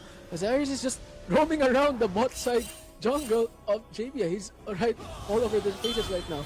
As COCS trying to endlessly, relentlessly rather, uh, get this tier 1 mid lane push. As okay, Ares looking for posture here, but no. And I think they'll be able to pick this up as Alt has the range advantage in landing those mystic shots and putting Oh my Yang at a gosh. very low HP. It's cinema. It's beautiful to see how this edge is just all over their face right now, whittling them down slowly as they desperately try to defend their entire base from being destroyed. So right And now, with Drake, yeah. I mean, with Drake spawning, by the way, in 40 seconds, Bhutik 2 needs to be careful here. Does have ultimate available as well to reconvene with the rest of his team. But with that being said, full vision control on the bot side for COCS here. It's going to be hard to contest this Drake, and that should put COCS on soul point. TP coming in right now from Miracle as COCS trying to send a message that they are not trying to stop as Ailu will be picked up by Miracle right now. But Yanger trying to whittle down the side of COCS, but he is with no avail. Shen will have to use this ult to save him. But unfortunately, the only option that JP has right now is to play defensively and try not to give any more kills. But COCS, right now, they don't have to really pull much of the trigger. And now they are just gonna posture for the steal, for the take on the Drake. I don't think JPS should contest this. They're walking into so much people. Aiming actually misses the cast. Crescent Guard comes up as well to deny all the damage coming out as well as Divine Ways. Shoved on forward by the Emperor's Divide. A double kill for Miracle. They tried to walk up into the vision of COCS and they are punished because of it. JPL unfortunately did not hear your call, even as unfortunately COCS anticipated that they will desperately walk right into their own jungle as they desperately try to get that deny that soul point rather on them. But COCS, they were 2 steps ahead and they will be able to catch JPL off guard. As right now, Ailu trying to defend this tier 2 and try to get that steadfast presence to deny the dash onto Kailua. But Kailua, doing the anti-rex that he is trying to run away here. Has the tunnel, but oh! I actually has the timing of the pushback to eventually get that kill onto Rek'Sai and get that punish. Beautiful play coming out from the side of the Tristana and Ailu, the Poppy, I mean. And with that, that is going to be killed to the Rex side, but that is going to be weak side, mind you. They are contesting top side Prio Vision, and now Thick 2 needs to try and take some vision back for the side of JP, because Baron contest is very much possible for COCS. Looking quite scary right now for JP as COCS trying to slowly get that vision in on the side of Baron. And now, Miracle placed that Azir turret onto the top lane. Further show to their faces that, hey, I'm here. But unfortunately, I think these minions will be enough to kill it immediately. So, right now, I think so far, the power, the advantage is still on the side of COCS. But JP has to look for those picks, look for those punishes to eventually catch COCS on their toes and make sure that those any mistakes will go punished. But right now, Miracle rolling down, not rough, goes in for the dive, catching him off guard, and pushes him back. But unfortunately, Thick is here to save the day, and we'll get the Emperor's Divide to push him back. But unfortunately, Divine Wings over here to catch him off guard, and now out, and this Prime Mustang try to fight back. But no, to no avail. He will be already late in the fight, as JP will be able to take down 2 of COCS members. A big misstep coming out from Ares and Miracle playing for that pick, but they're unable to find it. But this Baron starts kind of fishing. Low HP and the remaining players. JP, they're looking for the pick off here. Kailua trying to walk on forward, going for the engage, going for the flash knock, and finds it on the Yangen. However, it's an overstep. There's the ultimate from the Tristana, but Kailua assassinates him. Not rough, going for the duel on the top lane. Kailua trying to go for the stun, gets it on the top lane, and now they're going for the re-engage. Bhutik 2, and of course, Divine Wings with the root on the 2. Ruin Mustang will be getting caught off guard, but there's the 2 chopper rods coming up forward as well. Shut down for Bhutik 2. It's gonna be down to Alt 1 versus 4 here, but they have respawned. Divine Wings falling low on HP. Mystic shot doesn't land. Bhutik 2 trying to look for the dodge on forward with that taunt, doesn't find it, but he ends up falling. No, he goes for the re-engage, but Ares is able to find the bomb, but does not land the cast onto Divine Wings. it's actually quite unfortunate to see how despite the advantage was already on the side of JP, it seems like Alt is able to single-handedly deny them that Baron and lead that they're trying to look for. What the heck is happening? Honestly, I am not sure how that ended up happening. That Baron start was definitely fishy, but the fact that they were able to turn it around and take a kill onto that Rek'Sai and Nami is honestly criminal. However, that Ezreal does get a pick. Sadly, the cast does not land, but now, a minute and 30 towards Infernal Drake. This is soul for COCS. They are already contesting it by sending Miracle towards the bot side. They have bot side Brio, and now Vision is a very much dangerous game for the side of JPA.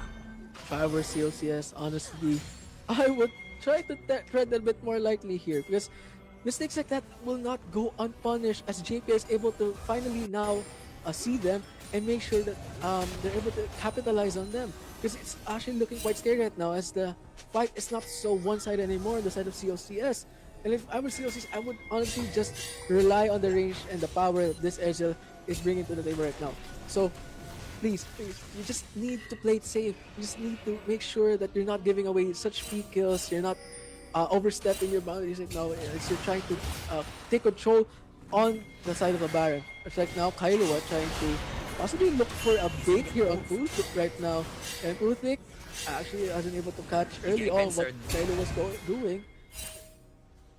Of this, they're trying to go for the kill, but they might get pinched themselves. They're actually going for the re-engage on forward. However, Ailu's the one falling low on HP. Not Rough getting chunked on forward. Bubble to land on Ailu. There's the stand United coming on forward as well, but he gets knocked up as well. There's the taunt onto Alt, but there is the cleanse coming forward. Tidal Wave to be utilized. Ailu ends up falling to Kailua with the snipe with the assassination. It's a Tristana 3 versus 4. However, it's going to be a full-on engage coming back on forward by Pulthik 2. They find the kill. Yangen with the rocket jump, finding it, shut down onto Alt, running on forward. Tristana, Xin Chao, and the Shen. No HP, but they take the win. They take the kills. And Miracle on the late TP. He's gonna look to try and finish them off. They're trying for the Baron start, not rough. No one HP getting chunked out. The Rylai slowing him down. Pulthik 2 must run away here, but Alessandra, Divine Wings, looking to re-engage on forward, sees them on the ward. He's trying to go for the bait, gets the taunt on forward. There's the root. The Doom is available. Sonya's is not yet bought. No, it is already bought. Utilizes it, but he's gonna end up falling. Flash on forward, doesn't get the dash away as Miracle will end up falling to Divine Wings. It's an ace for JPA. It's an absolute dogfight on the side of both teams right now. And it is already getting ugly and ugly. And honestly, I already thought that JPI already had the upper hand right now as the Tristana was already finishing off all the members of COCS. But fortunately for the side of COCS, Azir had the late TP. He was able to catch Not Rough and deny that Baron take. But again, I don't think that this is a good display of what COC is doing for this entire match. They have to play it carefully. They have to make sure that they're not playing it so unwell in the jungle that they're possibly creating more free space for this Tristana to just finish them out. Because they already had it earlier. They were able to bait out the Stand United from Pulthik. But I don't think they were able to make sure that just this Tristana is not able to do his part in damaging them. So honestly, COCS has to do better in terms of catching this Tristana off guard. Because right now, this Tristana is, I think, is already back in the game. And it's with the level 16 coming up. I think he already has them high enough range to make sure that he remains untouched. As now, Divine Wings catching this Nami and kills him and goes for the punish onto Roy Mustang as he unfortunately goes for a questionable posture in their side of the jungle. Roth needs to be careful though, trying to go for the engage with the Ares. This is a potential play now for Baron with Stand United available. They can try to force this, but Miracle is already shifting towards the top side. It's a bit risky here, but now Alk be calling, gets a serrated Dirk. And now it looks like this is a posture for this Baron play. They're gonna actually force it. Nami's still dead for 11 seconds. Miracle, he sniffs it. I don't think he spotted it just yet, but I think he's aware of it. Not Rough falling low on HP through the Baron. Miracle looking for the pincer maneuver. I don't know if the controller had spotted him out. Two-shot barrage comes on forward as well, but they're looking for the gauge. The Ares does throw the cast out. However, gets stunned on forward. There's a knockout from Ailu with the flash. It's gonna be a kill onto the jungler.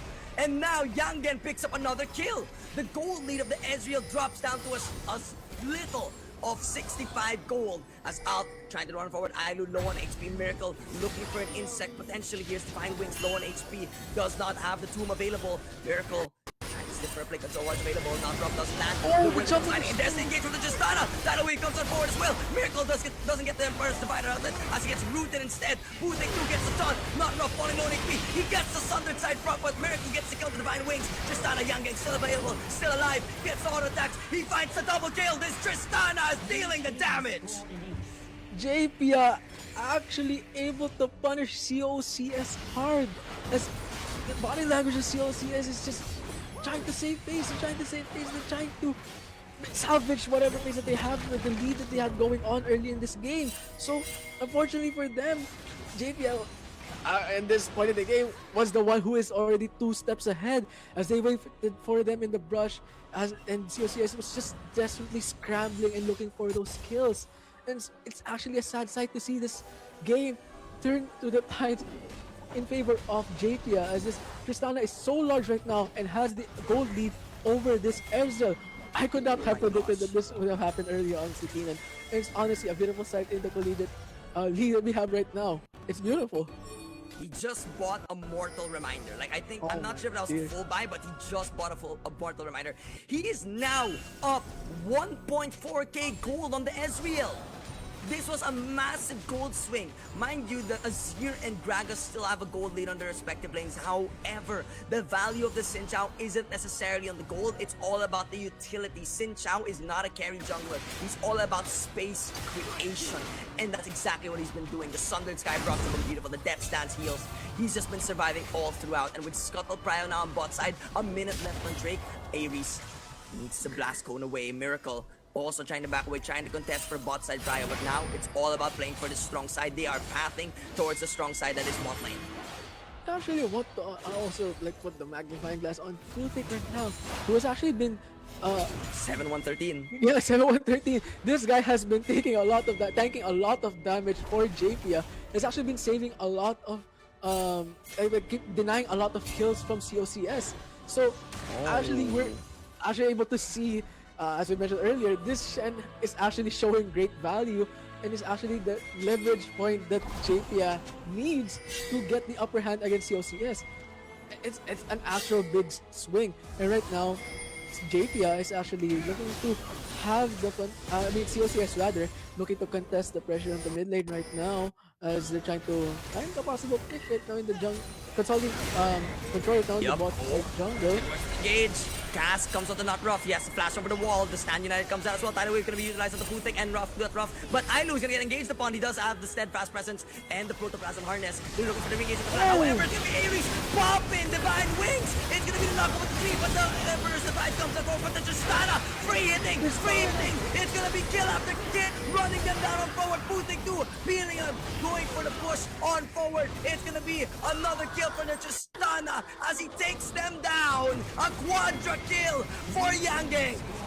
It actually looked quite ugly for JPR early on, as Divine Wings was actually caught early on by COCS, but Yangang showed up and whittled them down slowly but surely, and outrange and out attacks and won the attack speed game against Og. And right now they actually dropped the focus on the Drake, and now they're trying to look for an end, as that timers are actually 20 seconds in for the side of COCS. And I don't think they'll be able to do anything here, as COCS just witnessing the slow death of their entire base. Yangang with the Tristana rockets firing at their own Nexus, and I think that will be game as JPia tries to swing back the series into their favor, and that's game 2. We are heading on over to game number 3 between JPia and COCS. The series is not yet over. We are going the full distance of Fearless here. And with that being said, the three-peat of COCS not looking as likely. JPia are bringing this series back. That is the game right now. Honestly, I think COC is honestly put at the checkmate now. They're put on check. So I'm interested to see how game 3 will go right now, with again now with fearless bans, we are now seeing 20 champions banned out for the rest of the series. So, Keenan, I don't know what to expect anymore. Honestly, the Tristana value, I said this a while ago, the Tristana and the Ezreal has a lot of value. But when they don't catch the Tristana in the fight, when they don't find the early pick on that ADC, Tristana just kills them. Like, it looked pretty decent for the side of COCS with that engage from Ares, with that Emperor's Divide coming on forward as well. But the Zonia's was perfect. Despite Divine Wings falling down, that Tristana was all the way in the back. Free hitting, shot after shot, bullet after bullet. And at the end of the day, resets on Tristana. Totally dangerous to leave her alone. With that being said, though, Sai, that was game number 2. We are going to be going straight into break right now. With that being said, make sure to stick around for game number 3. We are going to be back real soon for this final game of the League of Legends Grand Finals here in the ADN League Season 3.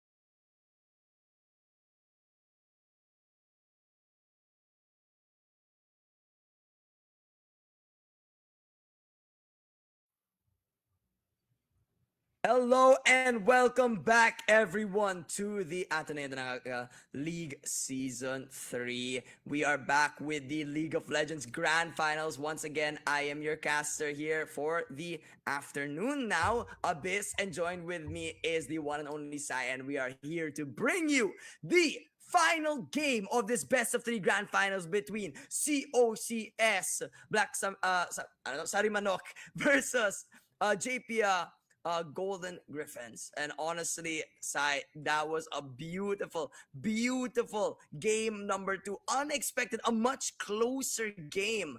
I'm sure it was, but in the end, it was JPA coming out on top. It was actually a pretty sight.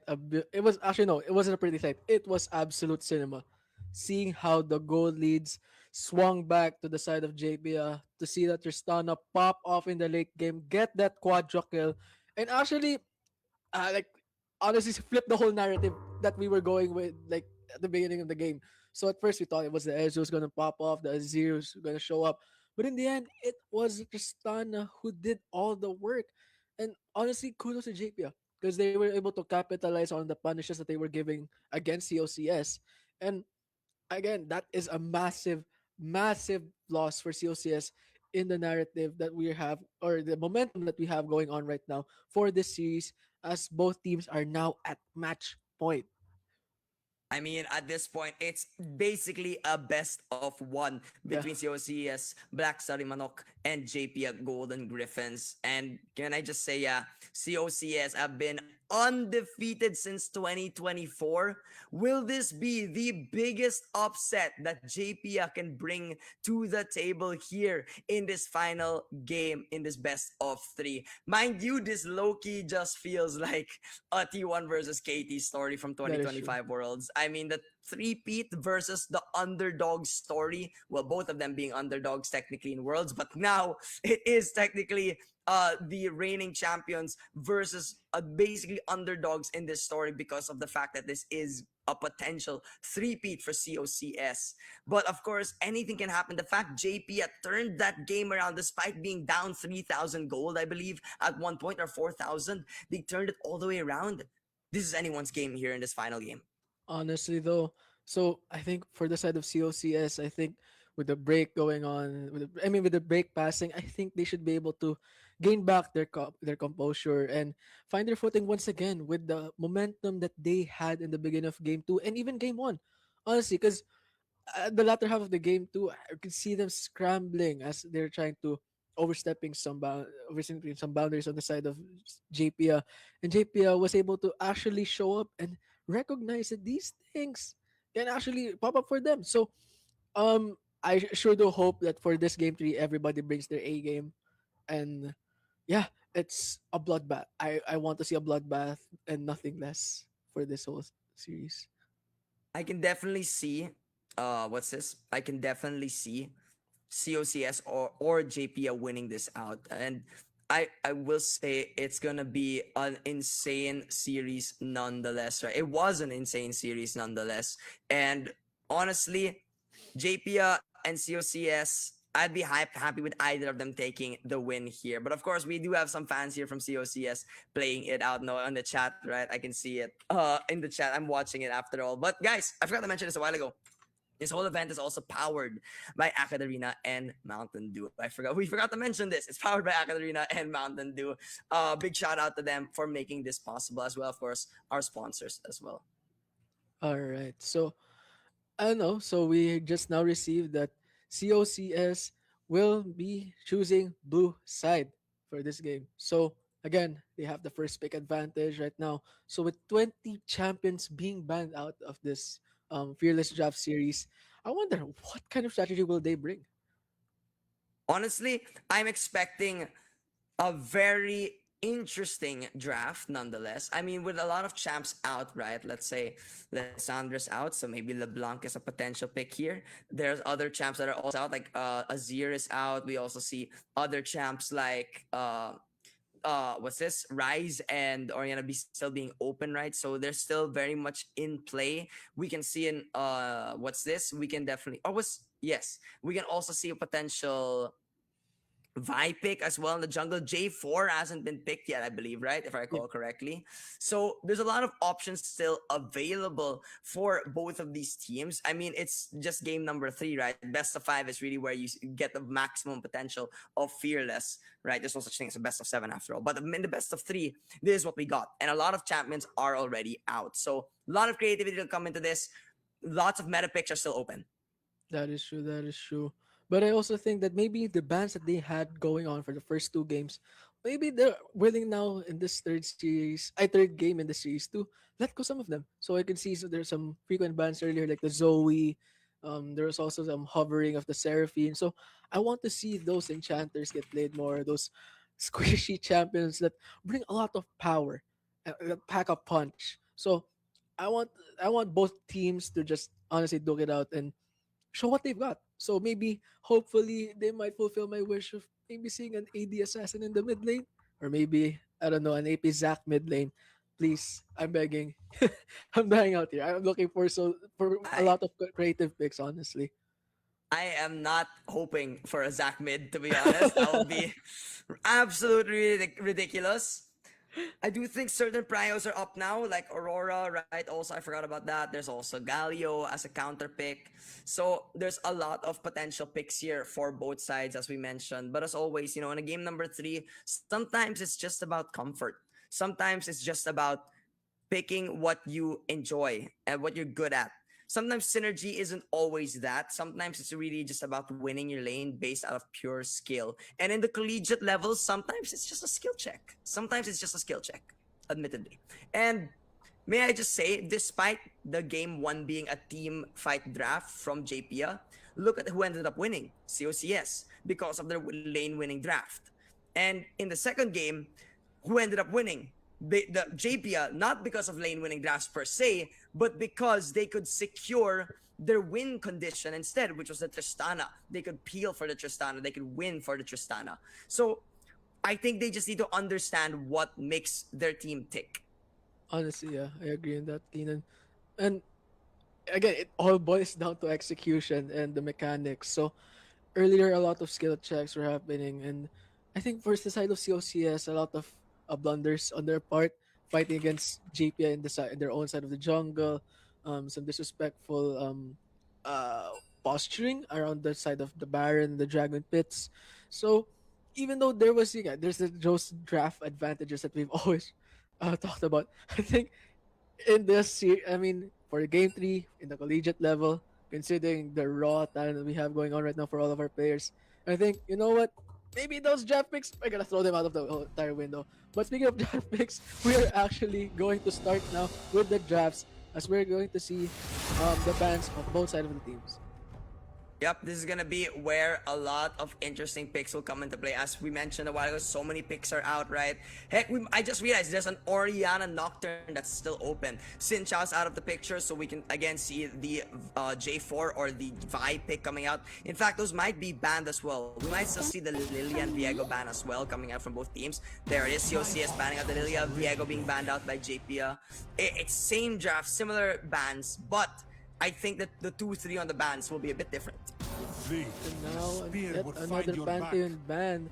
There's really a lot of jungle bans here. Again, with the Shyvana ban, I think both teams are going for the comfort bans they have so far. So, interestingly, a Mordekaiser Mordekaiser ban. ban. What do you think is in the minds of COCS with this ban? They might be going for a tank top laner, but Gwen is still open, so I'm not sure if they want to draft something like a Sion this early into the game. Ari ban kinda hints at the Talia, but I don't think they're gonna be picking at Talia here. So Aurora ban instead. So we may be looking at some mid laners that aren't necessarily the best at trading, more on scaling. So we could see a Syndra, we could see that Oriana still as well, who's pretty good at trading nonetheless. But for the first pick here on COCS, I'm expecting a jungle pick, either a jungle pick or a flex pick, because so many junglers are out. You kind of need the 1-2-3 in this game, but it's the Yunaro Praya Yunaro instead. pick. Praya instead. So trying to show up with this hyper carry pick right now. So I don't think it's quite favorable to show your cards, for the bot lane. As JP actually trying to respond back with another bot lane pick. So trying to hover in the Kalista right now. But no, they're hovering between the Kalista and the Jinx. But I think they'll I be think lucky for they're trying Jinx. to match hyper carries here. They're trying to match hyper carries here. And with Yunara being picked, that means there's high prio on Lulu, right? Yeah. Nami's already out. Lulu and Milio are probably the best enchanters right now left in the pool. They could do a Jinx Lulu and take it away from the Yunara, or they can go something completely off the hook. Because Nautilus is also out of the picture, mind you. So Lulu is very, very high prio. If JPA doesn't take the Lulu right now, I feel like they'll just 2-3 Lulu on the side of COCS. It's very much Ooh. possible. And with Rakan being picked, Lulu is so high value here. Don't COCS just drop it? Like right now? Kind of dropping the ball over here with the Lulu. The non-priority of the Lulu. But right now, oh, Ares going for the pick on the Jarvan. Because that J4 makes is quite sense. scary, yeah, honestly. So, I think JP, oh, They're dropping Lulu. COCS picking the Rumble. So, they're actually packing quite the punch here. So, JP actually has to come up with a better draft to respond against the damage and the diving power that COCS has actually. I get it. They now draft the Rumble. So now you have to drop either jungle or what's this? Jungle or mid, right? There's a Rumble pick. So you either go, here's so many picks: Sion, Galio, Cassante. They end up going the Galio pick, by the way, which is still a flex. So if you draft an AP mid laner, they can easily go Galio into potentially Ambessa top. They could go Ambessa top with Galio mid into an AP mid laner, right?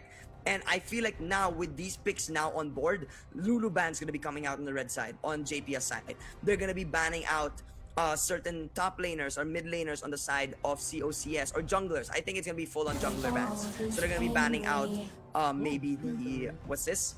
The Vi, the well, Phantom's already banned, so there. So Oriana's being banned, so they're trying to hint at Galio being top. If they're banning Oriana, they're hinting Galio's top. Alright, so now they're gonna be banning Ooh. this Cassante to deny that actually defense. So I actually don't know what to quite expect for the bans over here.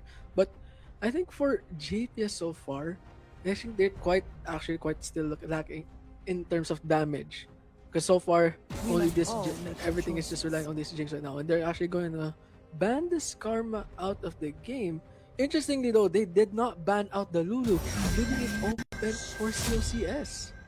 Can I point out as well, COCS are not taking the bait. They're banning out top laners because they're assuming this Galio is still a flex. They're not taking the bait. The Oriana was trying to bait out that Galio is going top, but they're not taking the bait. They're banning out top laners here. And now, mind you, they ban out Karma because Karma's really good into Rakan, but again, Lulu's still open. I feel like JP is gonna pick a jungler here. They're gonna keep the Galio flex hidden still. So they're gonna pick a jungler, wait for mid lane on COCS, and then play for either Ambessa top or there's the jungler. It's Zac! It's Oh my Zac. gosh, we actually got Zac! Get Zac. No way! We actually got Zac! How? Out of all the I told you. 172 champions, how did we actually guess Zac being picked? How does that happen? We're How gonna did we get get Zac Zac for being this picked? game, Keenan. You know what? Oh, there's actually the mid Victor pick. And interestingly, COCS didn't go for the Lulu pick here, even though it was showing great value. But I think this Renata. Renata actually has good promise. Is showing good promise here on the side of COCS against JPIA. And now Yep. JPI defaulting with an Ari mid lane. So, Yeah. what are your thoughts about the Zac pick? Oh my gosh, they really threw me for a loop here. They actually picked Zac. We were memeing about it again. Out of all the tens and hundreds of champs that are available, we were memeing about Zac being picked. Why did he actually get picked? No way. I need to clip this. I need to clip the start of the stream and go back to here and like we didn't even do research on these teams or like these players. I'll be completely honest. So seeing a Zac being picked when we were memeing about him being picked a while ago is so ridiculous to me. But I will want to point out, going back to the rest of the draft, Ari pick. So they end up sending a Galio top. I like the Victor pick because Victor is still decent into Galio. Galio full commits his combo. Victor just puts his gravity field, and suddenly Galio becomes stunned up. He can't move, right? So they need to counter pick with Ari for mobility. The question is now, who has the better draft? I love the J4 Rumble. That is a is scary combo. That's a very scary combo. And Ari value on the side of JPL, Very strong in the J4 as well. So, who do I really prefer? I think in terms of team fight combos, I think COCS has the better draft. And Renata is also a counter to Rakan, by the way. She can easily stop his grand entrance with her hook as well. She does technically have a hook as well, or her grab. So I can definitely see the value of Renata in this game. The thing is, not the highest value because it's only really Jinx. That's a right clicker here. So overall, I think I'm leaning towards JP to a degree because it's easier. COCS does, if they have the skill, if they skill check them, I can see COCS winning. It's all about a skill check for COCS and JP having the easier grab. But I also think that the game plan for COC is already quite straightforward, no? So, I mean, JP, despite having the Rakan power, the possible pick from the Ari, I think it's Mm. easy. It's an easier pick on the side of the Renata to counter them with the ultimate, no? And I also think, Oh, that's true. You're right. right? You're right. So I also think that this J4 and the J4 and Rumble combo, I also don't think that JP has the capability, at least in terms of draft, to mitigate the power, the punch that this duo is bringing. So interestingly, I think if J4 is able to catch someone off guard, no flash, and this Rumble places that his ultimate on top of them, I don't think JP will be able to do much considering the lack of utility that they have against the side of COCS. So right now, Miracle poking out Divine Ring over here and all making good use of the Rumble early game power, but Puthic is actually able to respond well with the MR shield from Galio. Yeah, this is the value of Galio, right? He actually goes W second Yeah. just for that MR shield, right? Instead of going for E second. Which, to be fair, you can go W or E depending on the matchup. And exactly this, the W is very much value. The thing is, Rumble is high prio in tier 1 for a reason. He's one of the best top laners in the Pro League right now due to the fact that there's very little counters and even the counters sometimes suffer. I've seen Orns lose to Rumble top in Pro League, right? It's definitely possible still. And look at this. Even Puthik 2, who went for a Doran's string, mind you, instead of a Doran's shield, is getting chunked out. Honestly, it's just unfair that that Rumble is able to dish out a lot of damage and compensate the weakness. Yes, but just sheer firepower. And again, here he just presses one button and that entire MR shield is just deleted. It's just funny to see.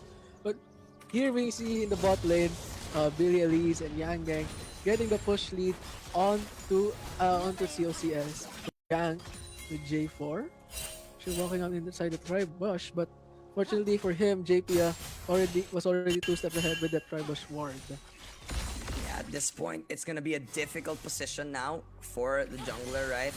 I mean, the Zac is so much slower on the clear. Yeah. It's gonna be a double scuttle potentially for Ares if he spots out the Zac. He will be going for the recall. So Zac still has the potential to cross map, but ooh, I'm not liking the clear speed of Zac right now. And mind you, the meta of junglers in this season is all about clear speed. The faster clear speed wins in this meta, and this Zac suffering quite a bit. I think this J4 is already walking up into the Scuttle Crab, and Rumble has the upper hand in providing that priority, even this also Miracle. And now J4 walking up the Scuttle Crab onto the top side. Actually, I think he's gonna be able to double crab, no? He will be getting a double crab. I get a double crab. It is a double crab for this J4 for Ares. It's not looking good for Ailu right now. I will point out that there is a lot of importance on the Zac being useful in team fights, mind you, because they need a lot of peel for this Jinx. The Jinx is the win condition of JPA. And if this Galio does end up going tank-ish, which I am assuming he will be going tank-ish in this game, it's only really the Jinx and the Ari that will be like winning out team fights for them. They need to just be the peelers, right? And look at the draft of COCS. They have so much damage. They have Rumble, they have J4, they have Victor, they have Dinara, and Divine Wings. You need to be careful. You're getting chunked out with the hands of landing. Miracle chunking him out with a laser. Ooh, just not looking good for the mid laner. No mana either. No HP, no pots either. That is looking scary for Divine Wings earlier as Renata going for that early roam to consolidate to remove some, to actually further double down on the pressure in the mid lane. As Roy Mustang walking up right now, poking out Billy Elise. and global laners right now are quite even in terms of priority. But I also want to zoom in on this Zach pick once again. I forgot to mention this earlier, but I also think it's kind of a rough pick for JPL because so far this members of COCS are capable of burning through the HP, the thick HP that this Zach is looking to build with Rumble's who's actually looking, I think he's still looking to buy Leandris, even also Victor who is capable of doing it, and Yunara being a hyper carry. I think this Zac is over a rock pick again in this entire game. So I right now agree. he's in action. Yep, and now Zach hasn't based yet, by the way. Oh dear. Cannot contest this Drake. I mean, he can try, but being double scuttled, not having a back yet. I mean, they have bot side prio, but it's just not going to work out. They do not have mid prio whatsoever, and so it's just going to be a free Drake for them. And Puthik, too, also suffering on the top side here, not enjoying himself. As now, again, the Zach is just not having a good time. Can't invade. Somehow matching tempo on a J4 that just took Dragon. Matching tempo on a J4 that just took Dragon. That should not happen. That should not happen. And this J4 should be able to contest Scuttle here on top side. This J4 is already walking back into the jungle with two long swords, and interestingly, Zac has no items yet after recalling. So I think the gap is still growing larger and larger. As I think these two junglers are. It's interesting to see how this will play out for this entire game. So right now, both of our teams are playing it slow. I think both of them recognize that one wrong move can cost them the entire series. So quite not surprising in both teams' parts. And Alk doing all things with the Rumble pick, is trying to push in further in this lane, collecting more and more CS higher than this Galio. Yep, I do think this Galio is suffering quite a bit, despite it supposedly being a counter pick. I'm honestly not a fan of the Galio counter pick into Rumble. I don't think it's the strongest counter pick. I would have much preferred the Ambessa in this game. Against a Yunara, right? Against a Rumble, has a lot more mobility and damage output that can contest a Rumble's trades. Galio just, his trading patterns just don't match Rumble's damage output. So it's a very hard matchup, and this Zac cannot play for weak side. It's not beneficial. It's more important to be playing for this bot side, playing for this prio on the bot lane for these objectives, for this scaling jinx. Yeah, JP has to find a way to crack the front line of COCS wide open. But unfortunately, I think as of now, the only option they have is Zac and Rakan, which, although they are very quite capable of like covering a lot of distance to dive right into the enemy team, I don't think their teammates are quite well capable, or like the draft of their teammates are quite well capable of responding alongside those dives.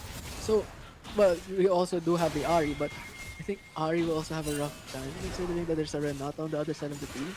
And this Victor, again, with the Gravity Well and his ultimate, can create a lot of space to threaten the any kind of posturing that JP will attempt against his entire team.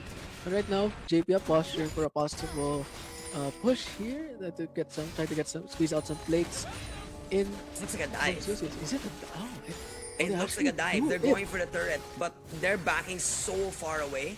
This control ward kind of just spells out the plan here. So they're just gonna have to play so far back. Roy Mustang can't even look to clear the bottom bush. But now, I think they are gonna assume that the Zac has backed away, and it should be a repush back. The platings have gone to Yangen, however, so it's gonna be a lot of gold actually. The equalizer the top Ooh. flip as well. Alk just playing for Prio now, trying to play for this weak side, trying to avoid getting ganked. But it's unlikely because Zac is bot side after all. So Rumble will just recall and will most likely have some components for his next side. I think JP is just bleeding further and They further on are. the side of the top lane. I think Alk is able to recognize that this Zac won't be able to do much in the side of the jungle, and with them actually, unfortunately, revealing early on that the position of the Zac, I think Alk with the equalizer is able to make good use of his power and consolidate more pressure in the lane. So I think Alk right now, Puthik wasn't able to recall, and both minions are actually just able to meet in front, but Alk is not missing out on any CS. And right now, Puthik has to recall, has to back off, to make sure that he doesn't take so much more damage from Unk right now. But Unk will be able to just get more free CS and more free plates, further widening the gap of this entire lane. It's actually scary. It is very scary right now. And look at this. They're just shoving out bot side Drake. Again, it's going to be spawning in 3.5 minutes, so quite a while still before the next Drake. But with the pressure we're starting to see that's building up on this Yunara, right? I mean, granted, the Jinx does have a slight gold lead. In fact, the Jinx is the only one with a gold lead. I mean, I'm still kind of worried that this Yunara just will build Prio much more easily. Like, Jinx can contest it with her rockets, but I do think there's still the worry of the fact that Yunara just has such good clear speed with her Q. That is true. And I think over time, I think Yunara will be able to have more gold lead as time passes, since the power is is in favor of COCS in my opinion. Because right now I think they're just trying to play it safe, and now with the dragon spawning, I think both sides of the team are playing it quite slow. But now J4 Iris is now posturing towards the Drake and trying to place some control over there. Do you think with how this is turning out, they're just gonna try and contest bot side? I think the Drake has actually spawned already. Yeah, the Drake has already spawned, in fact. So at this point, I think it's going to be a contest here on the bot side. Looking for the duel. It will be Billy Elise trying to back away. Does have the grand entrance being used as an exit instead. And does have the battle dance to just back away with his teammates. But Divine Wings has to burn the ultimate there. No more Spirit Rush, and Miracle should be able to get Prio in mid now. They need to be careful. They need to contest this Drake, or else it will be 2 Drakes up for COCS, and they benefit a lot from these early Drakes. Ailu going on forward on the Desecrate. However, Desecrate does have the shield, the barrier available, looking to contest this as Ailu trying to look for an opening, trying to look for a pick, as Billy Elise just cannot find the vision in order to contest. And now Hextech Drake, second Drake, goes to COCS. Unfortunately for JP, they are not able to find that opening to fight, even dream of contesting the Drake. So it's actually quite a sad sight right now that COCS is just slowly but surely gaining those early leads.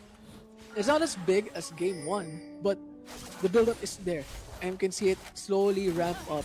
And the only thing actually we're seeing right now, the swing of the in terms of goalies on the side of JP in terms of Yangguang, Yange rather. So I think they're trying to try to squeeze a lot more of opportunities outside of this James pick, but I'm not so confident. Oh, we're actually going to see First Blood getting picked up by Miracle in the mid lane.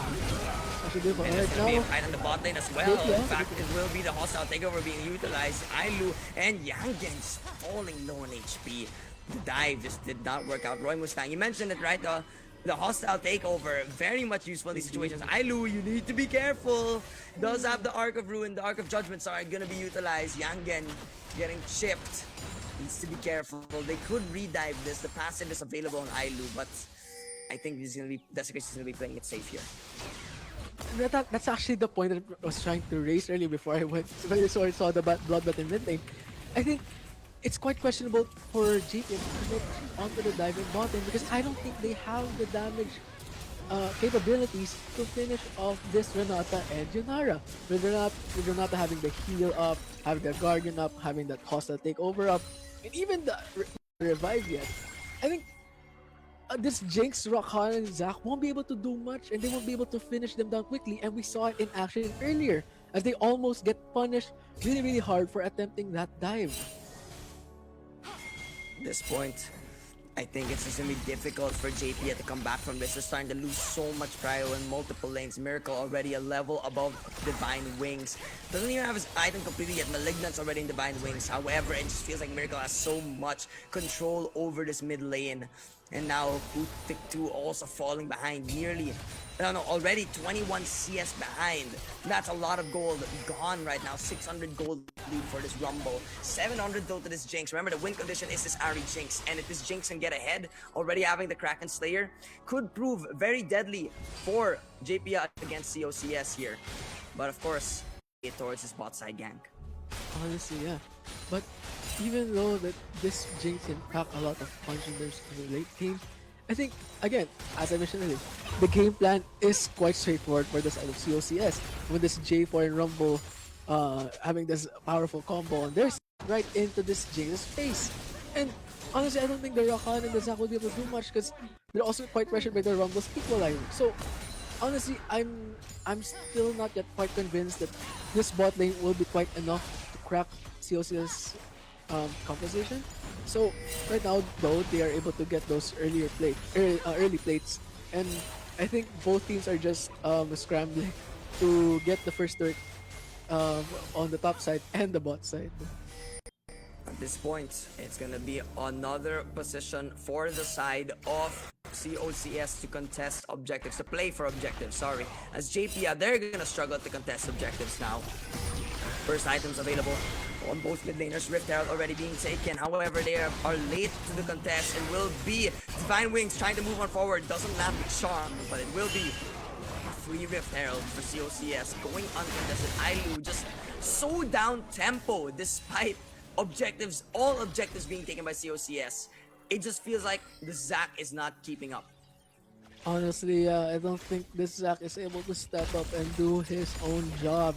Because right now, even though he's actually able to match the tempo of the Jarvan, Jarvan is just able to do more than just farm.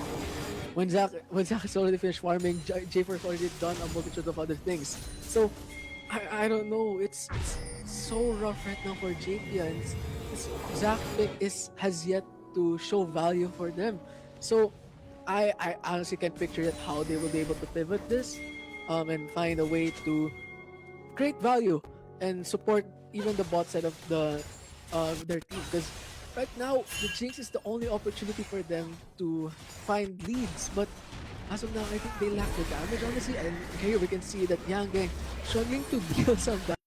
J4 just placing the Rift Herald and get some free gold out of it, and actually Yeah, they try to push it for Drake. Yeah, that's a lot of pressure now towards the middle lane here. And they do have bot side turret as Boothik too needs to be careful. The Arcane Storm coming out as well. Miracle just running him down. It doesn't matter if you're a Galio, you're gonna be taken down potentially by Miracle. The score not enough, but now Boothik too needs to back away. He does have the heroic entrance available to go for this bot side play, but Miracle has TP advantage here. So it will be a delay from the top side. He has to drop away if they want to contest this Drake. JP has to be extra careful here, however. But right now we can see that Miracle has no ultimate, and I think COCS is actually quite showing some respect here in terms of cooldowns that they have. They're also showing some respect in terms of the um, summoner spells on the side of JP. So I don't know. I think this game is quite safe. I think COC is playing this game quite safe, and maybe they're just trying to slowly constrict the heck out of JP into losing. It's actually interesting how they've done their lane assignments on the side of COCS. They're sending this Rumble bot side because they have TP also on Miracle. They're going to be force-starting this Drake, but this Ares already positioned up towards the bot side. They don't have Cryo, however. Ares forcing this. Bard going to be positioned, but there's a control to deny it. Roy Mustang needs to be careful. Grand Entrance doesn't land, however. Needs to be careful because the hostile takeover is available. 2 TPs onto the Dragon Pick. Super Mega Death coming on board the blue team. It will be COCS getting the Drake. However, the hostile takeover comes out as well. Spirit draws away from Divine Moon, trying to back away. Yunara ends up falling. The Ari ends up dying as well. Desecrate. It will be down. However, the Jinx already trying to get some hits here, but he's not yet there. He ends up falling as well. It's just down to Boothik 2. It's a double kill for Ares. As now it's just Ailu, the last remaining standing on the side of JP. A tragedy for JP as they desperately try to fight back and contest the Drake, but unfortunately it's COCS who comes out on top and gets a larger lead. And I think this Drake fight is quite problematic on the side of JP because I think it's cracking their whole game plan wide open right now. Because right now, So point. yes, exactly. Zac is showing no value once again. He's failing to get those smites up. He's failing to get those objectives for the side of his team. And his team, however, is failing to deal the damage that they need to fare against CS. And COCS has pretty much the larger cannon at this point. So I don't know how JP will be able to bounce it back from this massacre. At this point, JP, they're falling too far behind. The only one that is actually having a lead here is this Jinx. But the Jinx ended up falling in that team fight, on that Drake control, on that Drake contest. And now, with everything that's happening, I don't think they can end up contesting anything at this point. Sole point for the side of COCS. JPia, if they lose Baron as well, it's basically game over at this point. They can just look to delay on the side of COCS, look for picks or look for control on top side, and then play for this Baron force. Looking quite scary right now for JP as actually Arc right now is able to finish 2 items immediately before 15 minutes. This rumble is looking quite large as right now CSS recognizes the power and momentum they have fostering around the Baron pit. But right now, mid lane, right, Roy Mustang looking to get some coverage for the control in terms of vision. But again, I think COCS just has to pull the trigger to win any fight that they want. At this point, I do think JPia need to look for a hero play. They need to look for a pick somewhere. Side, anything, because there are 3 shutdowns available on the side of COCS. Rumble, J4, and Victor all have shutdowns. If they can find this pick on any of them, especially with those young game, this could be a huge pick with the J4 going on forward as well. Characters across on the Billy Elise needs to back away with the Grand Entrance. Is able to back away with the hostile takeover comes on forward. Billy Elise getting shut down by his own Jinx, but there's the trying to peel off this Jinx. However, it will be Miracle running up forward. Our team starts finding the kill to the Rakan. It will be the Jinx. Double kill for the Victor. Make that a triple as Ares finds the Galio as well. It's a complete takeover. Instead, only Divine Wings left standing, and this should be a Baron take with the tier 2. Unfortunately for Jinx, any right click has no benefit to them. He was desperately trying to whittle down the Victor, but unfortunately, Miracle has the upper hand, has the bigger cannon, and was able to kill 3 of them single-handedly as they desperately tried to peel for this Jinx. It's honestly so sad to see that this Galio and this Zap aren't able to create the value that they actually intended to have during the drafting phase. So it's honestly a sad sight to see that this is happening for JPia, and I think COCS just has to keep on doing what they're doing, and slowly but surely make JPia lose. Honestly, out of this game. Now, with how everything's been turning out, I do think this is gonna be a very dangerous game for the side of JPia. A very dangerous game. This Victor has started to scale so down. This J4 as well, very strong. 2.5 items on both the Victor and the J4. They should be able to complete it very much soon. In time, most likely, for this Drake spawn as well. And right now, they're contesting the vision. They're getting the scuttle. They're going to be able to deward everything here. Take control of the bot side. And with Drake spawning in 20 seconds, this looks deadly for JPia. JPia right now scrambling, oh, and now J4 diving in right now. TT coming in from full kick. Ailu getting stunned right now by the Miracle chasing him down. Ailu has to be careful as Miracle is not gonna stop any soon, and he will get the kill onto Ailu as he punishes him for trying to contest the Drake. And right now, when they try to run away, Jessica running after them, and Arc places the equalizer and crashes in right them in their faces to finish them off as he gets all the kills. Oh my gosh, COCS once again stood out victorious against JPL. Oh dear, oh dear, oh dear. Ailu just getting caught and caught and caught. It costs them the soul. And now it looks like just stomping out game number 3, proving that game number 2 was not game number 1 was not just a fluke. It was game number 2 that JPL won, but in the end, it feels like COCS are the dominant team here. COCS really said it's time to get serious. And now, COCS is looking pretty solid, much more composed than the posture that they had in game 2, honestly. So, right now, I'm happy to see that COCS is, again, able to find their footing and slowly but surely winning out these games. And no reckless fights, no just calculated wins over here. Yeah, by the way, Rakan, no flash. That is not good. Ooh. You need Rakan flash for the follow-up engage with the Zap Galio, and now it's down they can now play for this topside prio with that Rumble and now play for this Baron. As Puthic 2, I don't think he can contest this victory. Puthic 2 is the top laner, and yet Miracle is a level above the Galio despite not true. having Rod of Ages. What? Yeah. It's actually a sad sight. And I think this Victor is already on his way to pick up that Rabadon with this recall. It's actually looking pretty quite rough. I think 700 gold shutdown on the J4, on the Victor. This is going to be the Baron call, and they are not ready for this on the side of JP. They don't know this is happening. This is a Baron stake here. Oh yeah, now COCS on the middle of JP picking up this Baron. I don't think JP, I think they're only able to recognize it late, and there goes the far side, but right now it's already too late by then. And as they attempt to steal it with the Super Mega Death Rocket, it will not do anything, unfortunately. And now, I think COCS is just looking to end this game by slowly but surely choking the heck out of JP. At this point, one of the people in chat said, Paulo, shout out, he said, they so back. It will be COCS. 13-1 right now. Only one death, and that's on the Yunara, who's already made his way back into the game as the Charm lands the ultimate. This will be a dive with the Puthic to get stunned up. Avery is going to be picking up another kill. This Galio not having any value in these team fights. Unable to contest anything despite it being a double AP solo laner.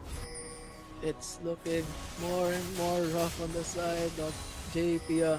As actually I wanted to point out earlier that Divine Prince is able to land a Charm on Alt, but Alt with the mounting soul and everything just is able to tank it up. A full damage Rumble just eating damage like it's breakfast. Man, mind you, this Rumble also has Bloodletters, which means this Victor is also very much activated as Ailu is trying to go for the dive. Billy Elise battle dancing forward, but they're unable to find anything. They're just dropping, bleeding out waves on every corner, every side. And this Yunara is free hitting mid turret, and no one's contesting the Yunara.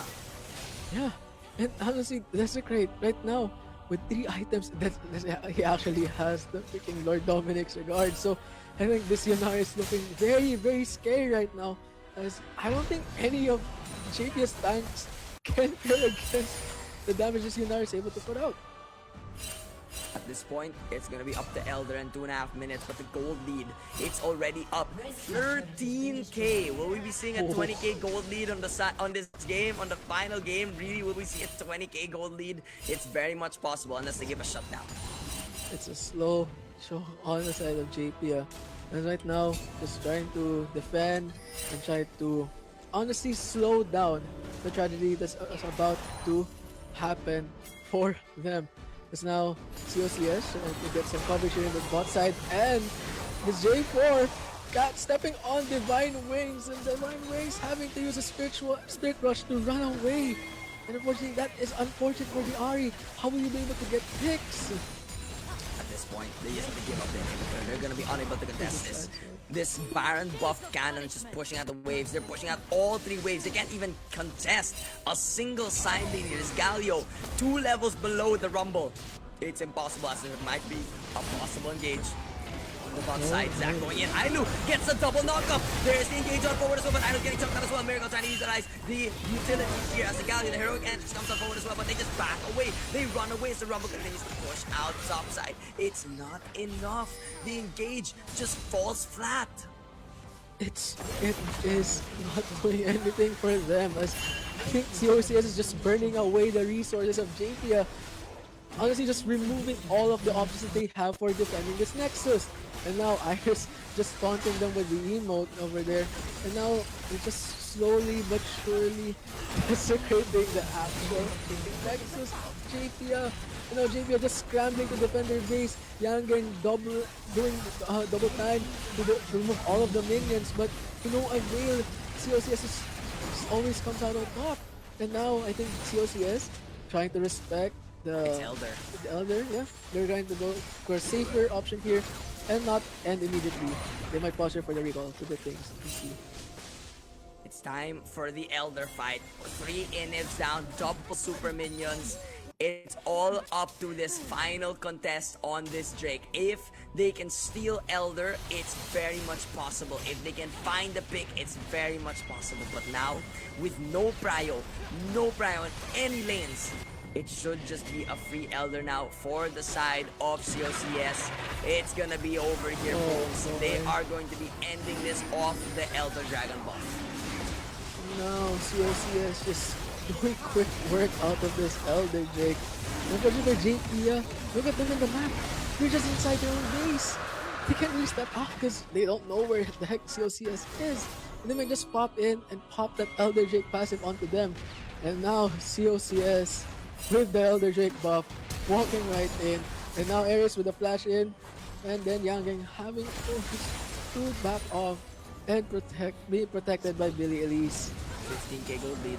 It's a 15k gold lead. 15K gold Where lead. it might be 16 in fact as they're gonna lead off into the end of the game as they engage on forward as well. On the young gang, he's gonna be falling down low on HP. The Cataclysm has been utilized on the 3! The Arcane Storm comes out as well to shut them down. The execution is there for the Elder Dragon and they end up falling. Ari, Divine Wings to pick up one, but that is it. The beautiful engage from Ares into Miracle Flash Ult will end up the game. And with that, COCS, your undefeated champions. The three-peat is theirs here in the ADN League Season 3. Kudos to JP for showing a good fight, honestly. But COCS, a dominant force in this whole series, stood up and just said, whatever what happened in game two, that was not us. That was not us. We were just trying to show y'all what we can do here in game three, and now they showed up and showed everyone here in this entire series what they're capable of, and showed JP that we are still the defending champions.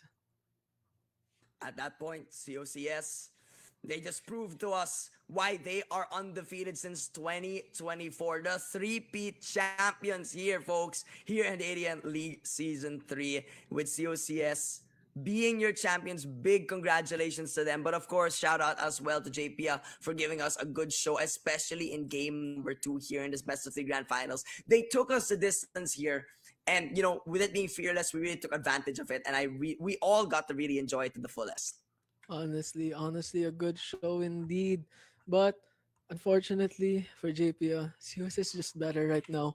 So again, from me, congratulations again for COCS winning this entire series, having a good strong start, and honestly, showing up and being a dominant force right at the very last game.